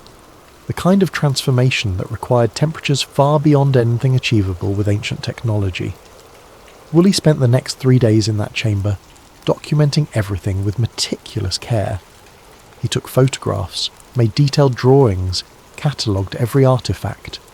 He copied the strange inscriptions, noting their positions relative to the circular structure. He collected samples of the vitrified earth and more fragments of the inexplicable metal. His field notes from those days still exist, though they were sealed by the British Museum shortly after his return to London and remain classified to this day. But copies exist, passed through back channels, studied by those with the clearance and the need to know. In them, Woolley describes the metal fragments as being of unknown composition, resistant to all attempts at chemical analysis with the equipment available to him. He notes that the vitrified earth contains elements that seem anomalous for the region. He describes finding what appears to be a deliberate arrangement of the strange symbols and patterns that suggest some kind of sequence or code. And in the final entry before the section ends abruptly, he writes something that would haunt subsequent researchers for decades. The circular structure appears to be a threshold of some kind. Its purpose remains unclear, but the inscription suggests it was considered a pathway to the realm of the gods. The evidence of extreme heat indicates it may have been activated at some point in antiquity. Further study is urgently required. That further study never happened, at least not officially. Within weeks of Woolley's return to England, the chamber was quietly reburied. The excavation focused on other areas of the site. The strange metal fragments and vitrified earth samples were sent to London, where they disappeared into the vast collections of the British Museum. The photographs and detailed drawings were removed from the public record. When asked about the lower chamber years later, Woolley would claim it had been empty, already looted in antiquity. The official excavation reports make no mention of strange metals or impossible artefacts. The circular structure, the vitrified earth, the unknown symbols, all of it vanished from the historical record as if it had never existed. But someone, somewhere, had taken note. Because the files were sealed with a notation that appeared on only the most sensitive documents in British government archives, national security interest. The question was, whose national security? And what exactly had Leonard Woolley found beneath the sands of Ur that was so dangerous it had to be hidden from the world? The answer would remain buried for another 50 years. Chapter 2. The Obsession. Baghdad, Iraq, 1979. Saddam Hussein stood on the balcony of the Republican Palace and looked out over the city that would become his kingdom. At 42 years old, he had just manoeuvred himself into the presidency through a combination of political cunning and ruthless elimination of rivals. Iraq was his now, to shape as he saw fit. But Saddam did not see himself as merely another modern dictator. In his mind, he was the heir to a legacy that stretched back thousands of years, to the very dawn of civilization itself. He was Nebuchadnezzar reborn, the modern incarnation of the great Babylonian king who had built empires and defied the world. This was not metaphor to him. This was truth. Within months of taking power, Saddam initiated an ambitious program to reconstruct the ancient sites of Mesopotamia. Millions of dollars poured into archaeological projects across Iraq. The ruins of Babylon were to be rebuilt, brick by brick, with each brick stamped with his name, just as Nebuchadnezzar had done millennia before. The ziggurat of Ur would be restored. The glory of ancient Iraq would rise again under his rule. But there was another reason for his interest in the ancient sites, one that few people knew about and even fewer understood. Saddam had obtained copies of certain documents, British documents, sealed and classified, that had made their way through various intelligence channels into Iraqi hands. Documents that described Leonard Woolley's discoveries at Ur in meticulous detail. Documents that spoke of impossible artifacts and mysterious structures buried beneath the ancient city. And Saddam, who saw himself as the rightful heir to Mesopotamian greatness, wanted what the ancients had possessed, wanted the power that had allowed them to build a civilization so advanced it was remembered as the cradle of human culture, wanted the secrets that had been hidden from the world for 3,000 years. CIA reports from this period, many now declassified, show that American intelligence was well aware of Saddam's obsession. One memo from 1982 notes with barely concealed amusement that the Iraqi president genuinely believed he was the reincarnation of Nebuchadnezzar. Another from 1985 expresses concern about his spending on archaeological projects, questioning whether these might have a military application. But it was a report from 1988 that should have raised more alarm bells than it did. A field agent's observation that Iraqi excavation teams at Ur were working in areas that had supposedly been thoroughly explored and documented decades earlier. That they were digging deep, far deeper than any legitimate archaeological investigation would require.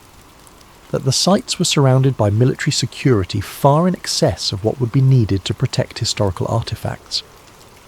The memo suggested that Saddam might be searching for something specific, something he believed would give him an advantage. The memo was filed, noted, and largely forgotten.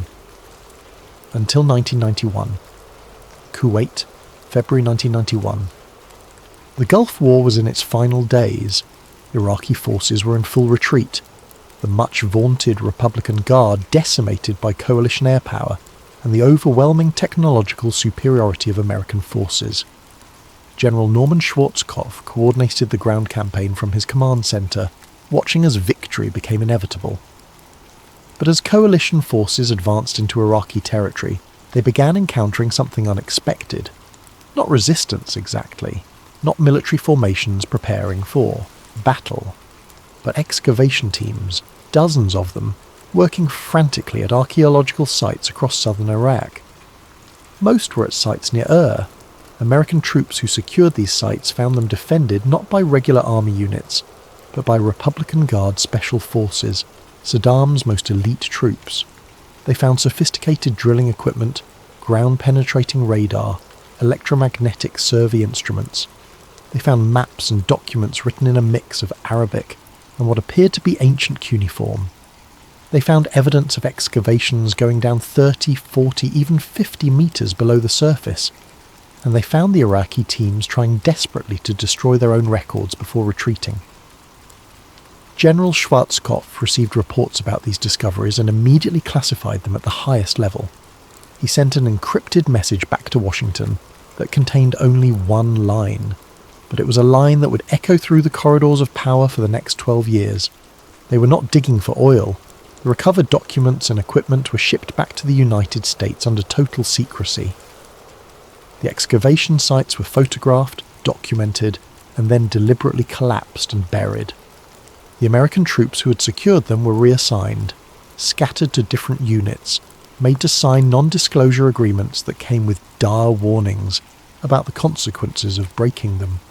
And in classified briefing rooms in Washington, analysts began piecing together what Saddam had been searching for, what he might have found, and whether whatever lay beneath Ur was dangerous enough to warrant action. The conclusion was unanimous. They needed to know more. They needed to understand what Saddam had discovered, and most importantly, they needed to make absolutely certain that whatever was buried beneath those ancient sands never fell into the wrong hands. But in 1991, with the war over and Saddam still in power, there was nothing they could do. They had to wait. They had to watch. They had to be ready to act when the opportunity came. That opportunity would come 12 years later, and when it did, they would be prepared. Chapter 3. The Blackout. Tel Al-Ubaid, Iraq, August 1998. The small village of Tel Al-Ubaid sat 6 kilometres from the ruins of Ur, a collection of mud brick houses that had stood in various forms for thousands of years. Its inhabitants were farmers and shepherds, people who lived much as their ancestors had, connected to the land and the endless rhythms of the desert. On the night of August 19th, 1998, that ancient rhythm was violently interrupted. It began just after sunset. The Iraqi military had cordoned off a section of desert between the village and Ur several weeks earlier, turning away the curious with curt explanations about unexploded ordnance from the Gulf War. Locals knew better. They had seen the trucks, the equipment, the constant movement of personnel. Another excavation, they assumed. Another example of Saddam's obsession with ancient glory.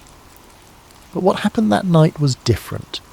Ahmed Hassan, a farmer who lived on the edge of the village, was bringing his goats in for the night when he saw it. A flash of light from the direction of the sealed site, so bright it turned night into day for a fraction of a second. Not the orange-yellow of an explosion, not the white of burning magnesium. Something else. Something that hurt to look at even in that brief instant.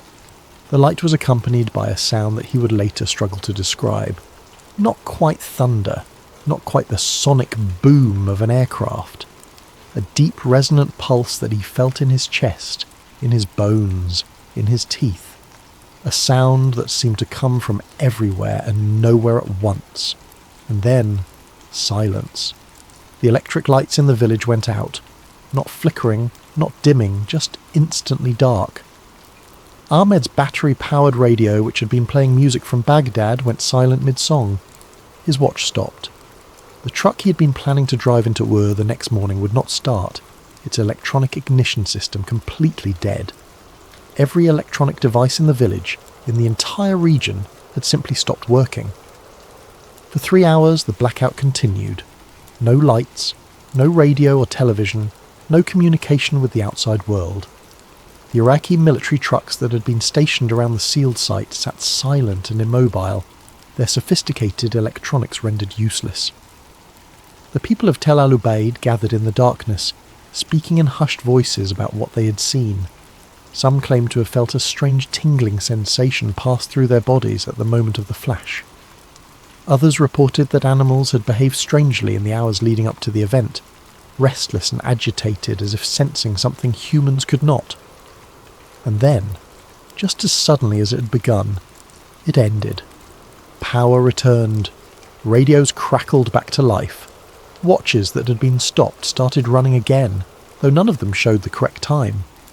By morning, Iraqi military forces had descended on the village. They questioned everyone, their questions pointed and specific. What exactly had you seen? What had you felt? Had you approached the sealed site? Had you told anyone outside the village about what happened? The message was clear. This had never happened. The flash of light, the blackout, the strange effects on electronics, all of it was to be forgotten, never mentioned again. Those who seemed inclined to talk found themselves facing implied threats about the safety of their families. But you cannot completely silence a village. Stories spread, whispered from person to person, carried by travellers to other towns. Within weeks, rumours of the event had reached Iraqi intelligence services, and from there, inevitably, to foreign intelligence agencies monitoring the region. Orbital assets, same night, 300 kilometres above Iraq, a KH-11 reconnaissance satellite pursued its endless orbit around Earth. Officially, these satellites were used to photograph military installations, track troop movements, and provide intelligence on weapons programs. They were among America's most closely guarded technological secrets, capable of resolving objects on the ground smaller than a license plate. But the KH-11 satellites had other capabilities that were even more secret. They carried instruments designed to detect unusual electromagnetic signatures, radiation spikes, and other phenomena that might indicate nuclear weapons tests or other strategic threats. On the night of August 19, 1998, the satellite passing over southern Iraq registered something that sent automatic alerts cascading through multiple intelligence agencies. A massive electromagnetic pulse, centred on coordinates that placed it precisely at the ancient site of Ver. The signature was unlike anything in the system's database, too focused to be a nuclear detonation, too powerful to be conventional electronics failure, too brief to be a sustained power surge. More remarkably, the satellite itself had been affected. For approximately 12 seconds, its systems had experienced interference that temporarily disrupted data transmission. The backup systems had automatically compensated, but the primary instruments had detected what could only be described as a directional energy wave passing through its position in orbit. Within an hour, analysts at the National Reconnaissance Office were reviewing the data. Within 2 hours, the satellite had been repositioned, not to its next scheduled surveillance target, not to monitor known military installations or weapons facilities, but to maintain continuous observation of a 6 square kilometre area centred on the ancient city of Ur. The repositioning was logged in classified records that would not be declassified for decades. The reason given was need for enhanced intelligence gathering, but those who knew what to look for could see the truth. This was not routine surveillance. This was something different. This was a watch, a vigil, a wait to see what would happen next. In the Pentagon, in CIA headquarters at Langley, in classified briefing rooms known only to those with the highest clearances, conversations began. Quiet conversations, careful conversations, conversations about ancient civilizations and impossible artifacts, about electromagnetic pulses that defied explanation, about what might lie beneath the sands of Iraq, and about what would need to be done if Saddam Hussein actually succeeded in activating whatever it was he had found. The clock was ticking. They did not know how much time they had, but they knew one thing with certainty. Whatever was happening in Iraq, it could not be allowed to continue.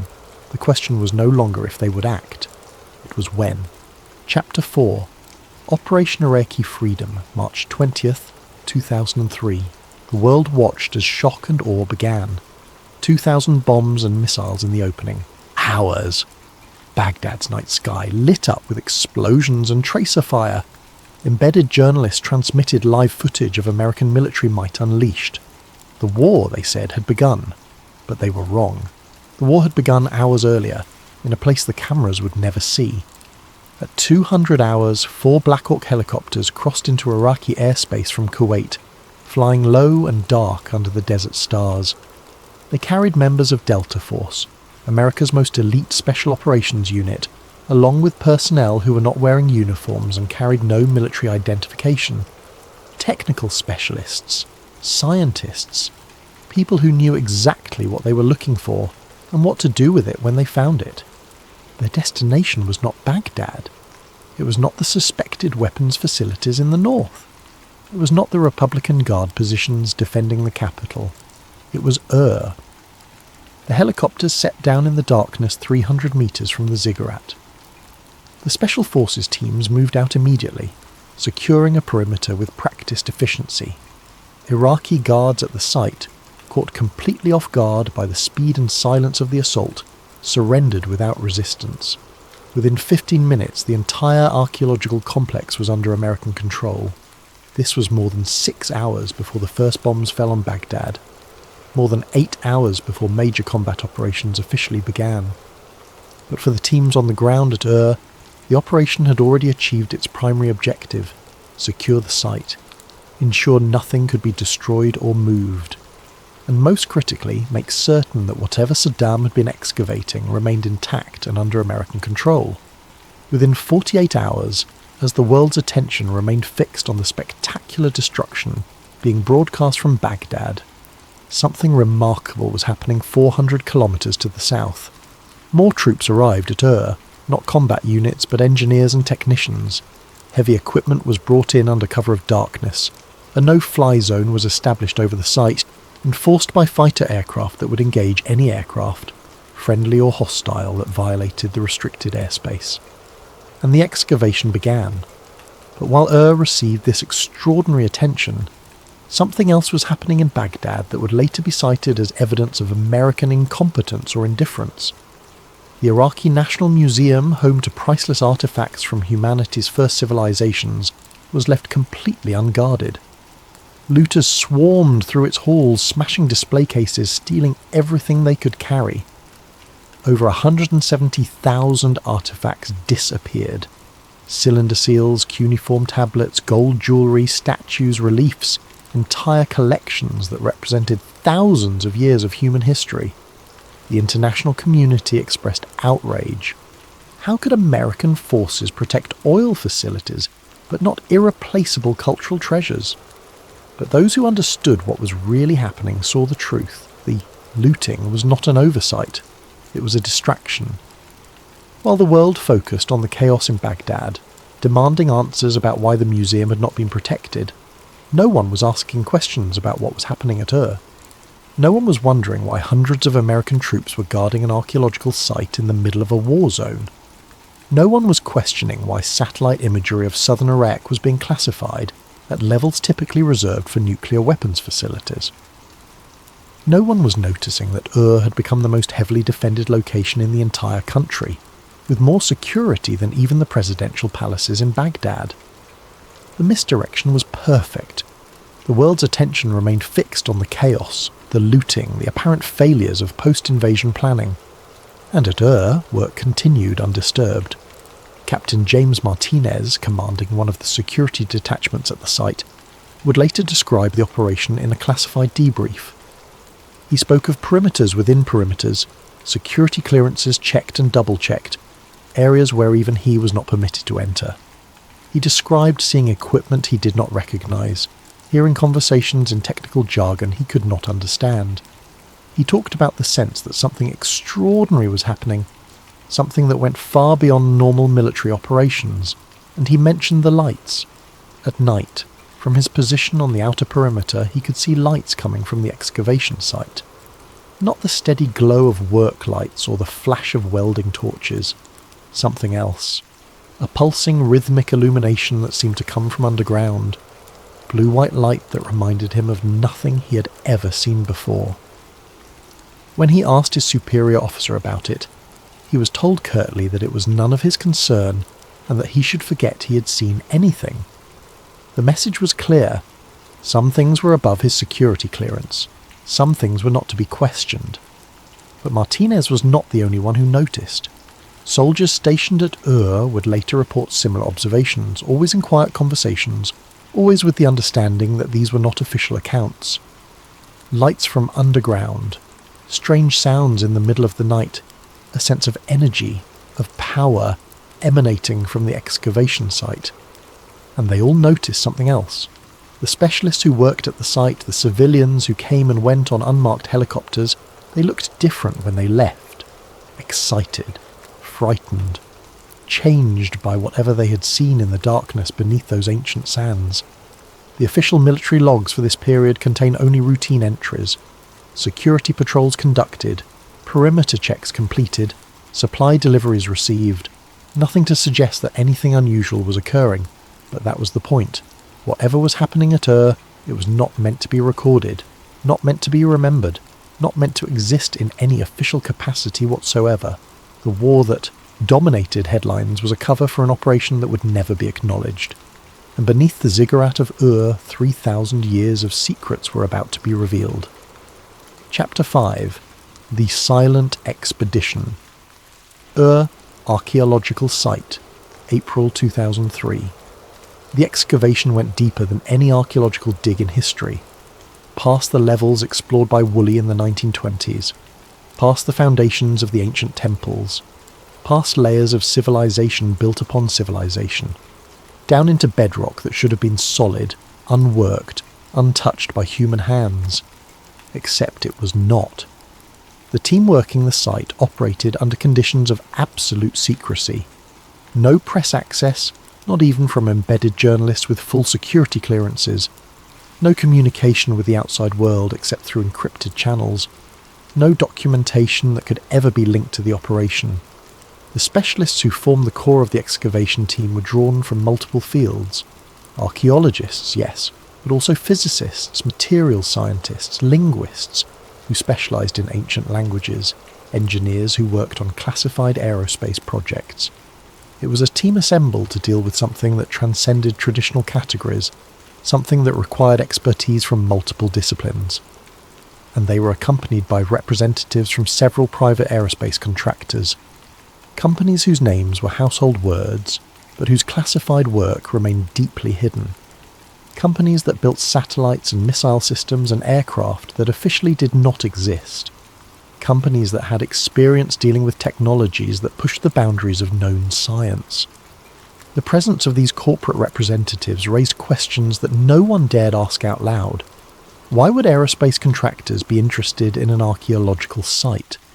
What could ancient Sumerian artifacts possibly have to do with modern aerospace technology? The answer lay 40 metres beneath the surface, in a chamber that Iraqi excavation teams had reached but not fully explored before the invasion. The chamber that had remained sealed for 3,000 years until Saddam's engineers had broken through in their obsessive search for ancient secrets. The circular structure that Woolley had partially uncovered in 1927 was still there. But it was not alone. It was part of something larger, a complex of rooms and passages, all carved from solid bedrock with impossible precision. Walls that were too smooth, too perfect to have been made with ancient tools. Corners that met at exact right angles. Surfaces that showed no tool marks, no indication of how they had been created. And everywhere, the strange metal. The same material Woolley had found in fragments was here in intact sections. Panels covering walls, conduits running through the stone, components that suggested purpose and function but resisted all analysis. The circular structure itself was revealed to be even more impressive than the limited excavations had suggested. It stood upright, approximately 5 metres tall and 4 metres in diameter, its surface covered in intricate symbols that seemed to form some kind of interface or control mechanism. The metal of which it was made was neither corroded nor damaged despite millennia underground. It had a peculiar property of seeming to absorb light rather than reflecting it, giving it an appearance of depth that was unsettling to look at. Local workers who had been hired to assist with the excavation, carefully vetted and closely supervised, spoke in whispers about the site. They claimed that sometimes, in the quiet hours before dawn, you could hear sounds coming from the underground chambers. Not the settling of ancient stones or the drip of groundwater, but something else. A hum, a vibration, as if the structure itself were alive, waiting. The workers also reported seeing machines at the site that seemed to operate without sound, equipment that moved with an eerie silence, performing tasks that left no visible exhaust or emissions.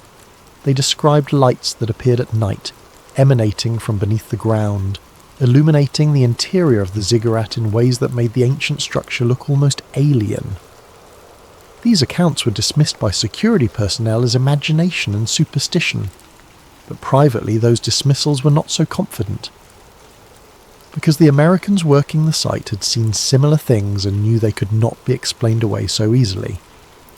Electromagnetic readings from the site were unlike anything in the scientific literature, patterns of energy that seemed to pulse in regular intervals, as if something were drawing power from an unknown source.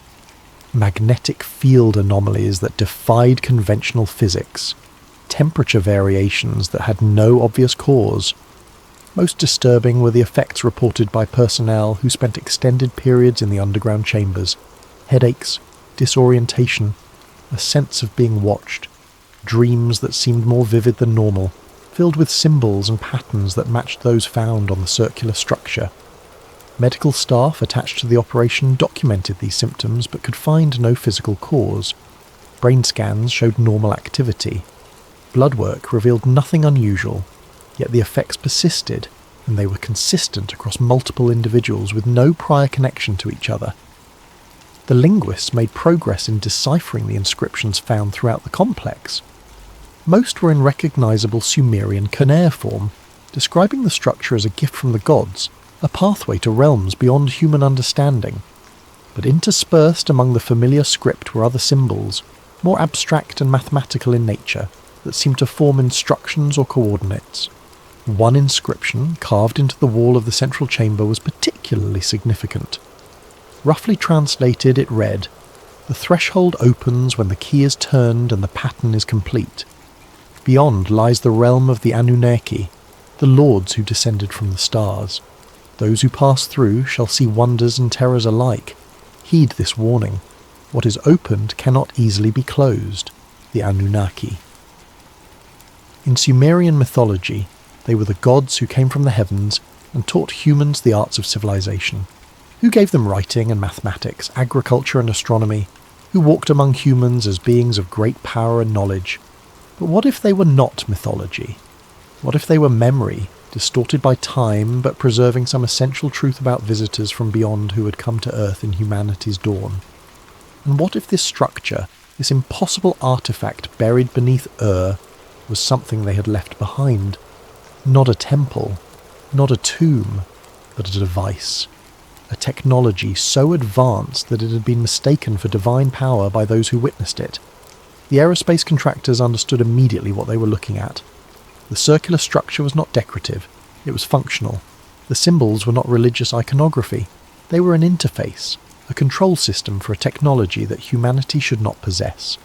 And Saddam Hussein had been trying to activate it. Chapter 6. The event that never hit the news. May 7th, 2003. Zhou 347 hours. Local time.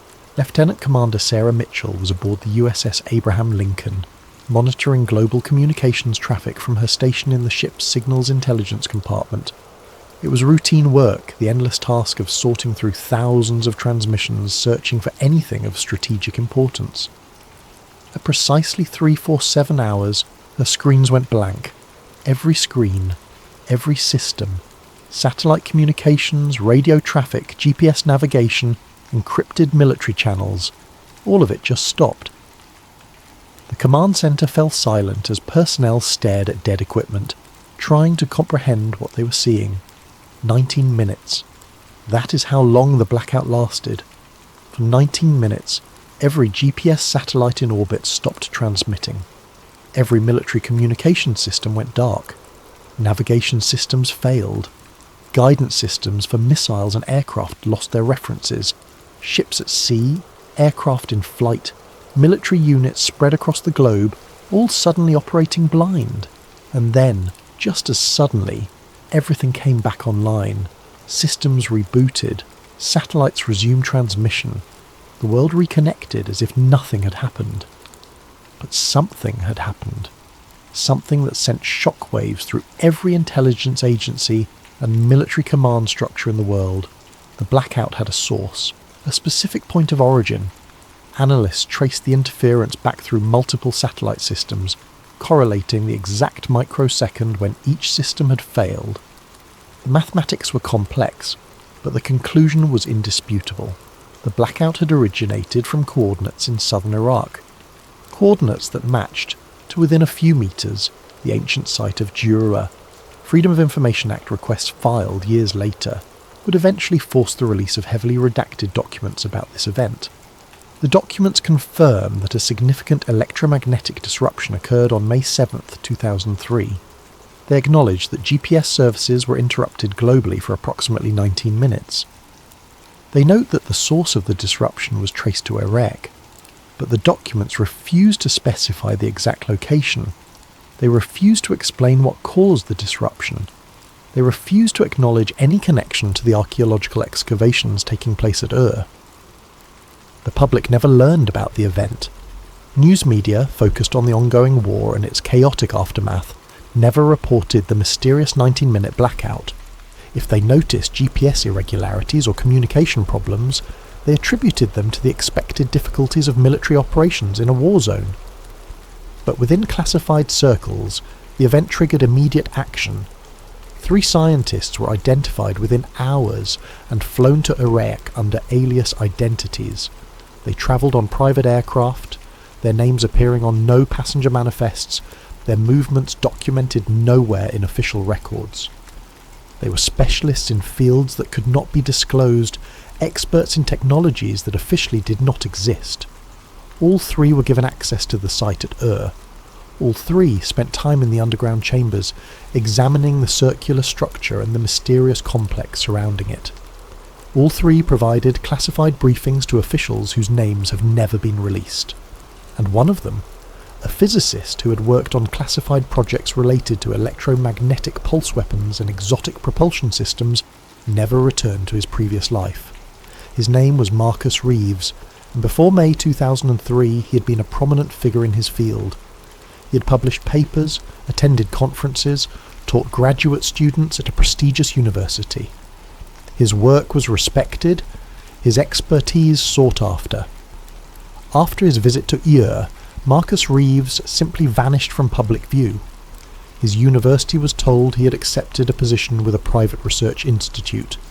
His family was told his work had become classified and that he could not maintain regular contact. His colleagues were given vague explanations about national security and sensitive projects. Attempts to locate him in the years following his disappearance were unsuccessful. No public records, no tax returns, no credit card usage, nothing. It was as if Marcus Reeves had ceased to exist. What had he seen in those underground chambers? What had he learned that required his complete removal from public life? The answers remain hidden behind walls of classification that show no signs of coming down. But the event itself, the 19 minutes when global communications went dark, stands as undeniable proof that something happened at Ur, something that affected systems across the entire planet, something that required the immediate response of the most highly classified, scientific expertise America could muster. In the weeks following the event, activity at the site intensified. More personnel arrived, more equipment was brought in, the security perimeter was expanded, the no-fly zone was reinforced, and deep beneath the surface, work continued on understanding and, if necessary, containing whatever technology had been activated that night. Because one thing was clear: the device, the structure, whatever it truly was, it worked. It was not an archaeological curiosity. It was not a religious monument. It was functional technology, and it had just demonstrated capabilities that should not exist. Epilogue. What was really pulled out of the sand? Your archaeological site, late 2004. The excavation site was sealed, not closed, not concluded, sealed. The underground chambers were filled with concrete, not burial soil that could be excavated again, not collapsed rock that could be cleared. Concrete. Meters of it. Permanent, irreversible. The surface structures were stabilised and restored to their pre-excavation appearance. To anyone visiting the site, there was no indication that anything unusual had occurred. The ziggurat of Ur stood as it had for thousands of years, a monument to ancient glory and nothing more. But beneath the carefully maintained surface, the truth was different. The Iraqi government was informed that for reasons of structural safety and archaeological preservation, the area around Ur would remain under restricted access. They were told this was temporary, that eventually the site would be returned to Iraqi control and open to tourism and scholarly research. That promise was never kept. Through every subsequent withdrawal of American forces, through every change in Iraqi government, through every international agreement and treaty, one thing remained constant. The area around Ur stayed under effective American control. The restrictions remained in place. The security perimeter endured. Officially, there is no American presence at Ur. No military installations, no security forces, no ongoing operations. But satellite imagery tells a different story. The kind of detailed analysis available to those with access to classified reconnaissance data reveals patterns that should not exist at an abandoned archaeological site. Heat signatures appear regularly beneath the surface. Not the natural thermal variations of underground spaces, but consistent, regulated patterns that suggest active power systems, equipment running, energy being consumed, as if something down there is still operating, still powered, still functional after being sealed away. Aircraft occasionally violate the restricted airspace, usually small planes flown by journalists or curious civilians. They are intercepted immediately, not by Iraqi military forces, by unmarked aircraft that appear with suspicious speed and efficiency. The pilots are warned away, their footage confiscated if they manage to record anything, their flights logged in databases that track anyone who shows too much interest in the site. Local residents near Ur report occasional strange phenomena, lights in the night sky that move in patterns inconsistent with conventional aircraft, low-frequency sounds that can be felt more than heard, electronic devices that malfunction for no apparent reason when near the restricted zone. These reports are dismissed as superstition, misidentification, or simple fabrication, but they continue, consistent in their details, coming from multiple independent sources who have no reason to coordinate false stories. So what was really pulled out of the sand at Ur? What did Leonard Woolley find in 1927 that was important enough to seal and classify? What did Saddam Hussein search for with such obsessive determination? What drove the American military to secure the site before even entering Baghdad? The official answer is nothing. Ancient pottery, cuneiform tablets, the remains of a dead civilization. Archaeological treasures certainly, but nothing more. But the evidence suggests something far more extraordinary. A technology that predates known civilization. A structure built by or for beings who possessed knowledge that humans should not have had 3,000 years ago. A device capable of affecting global communication systems, of generating electromagnetic pulses that reach into orbit, of doing things that challenge our understanding of physics and history. And perhaps most disturbing of all, a device that still works. The circular structure, the Stargate as some have come to call it in whispered conversations, was not destroyed. Despite the concrete, despite the sealing of the chambers, it remains intact beneath Ur, protected, preserved, studied in secret by specialists whose work will never be acknowledged, because destroying it was considered too risky. What if it was connected to other devices elsewhere? What if destroying it would trigger some kind of response? What if the technology it represented was too valuable to lose, even if we could not safely use it? So it sits there, meters beneath the desert, surrounded by concrete and secrecy. A threshold to realms unknown, a pathway to somewhere else, a gift or a warning from the beings the ancient Sumerians called the Anunnaki, the lords who descended from the stars. The war in Iraq cost thousands of lives and trillions of dollars. It destabilized a region, created power vacuums that spawned new conflicts, and divided public opinion for a generation. History will debate whether it was justified, whether it achieved its stated objectives, whether it was worth the terrible price paid in blood and treasure. But that debate is based on incomplete information. Because the real objective of the war, the one that could never be spoken aloud, was achieved perfectly. Whatever lies beneath Ur is under control. Not Iraqi control, not Saddam Hussein's control, not the control of anyone who might activate it, without fully understanding the consequences. American control, locked down, sealed away, hidden beneath layers of concrete and classification and official denial. Safe, for now. But the heat signatures continue. The power flows. The device, whatever it truly is, remains active in the darkness, waiting. And one day, perhaps, someone will decide that the risk is worth the reward, that the knowledge to be gained outweighs the dangers, that humanity is ready to activate what ancients built and see where that threshold truly leads. When that day comes, we will learn the final truth about the Stargate of Ur. But until then, it remains hidden beneath the sands of Iraq, a secret buried within a secret.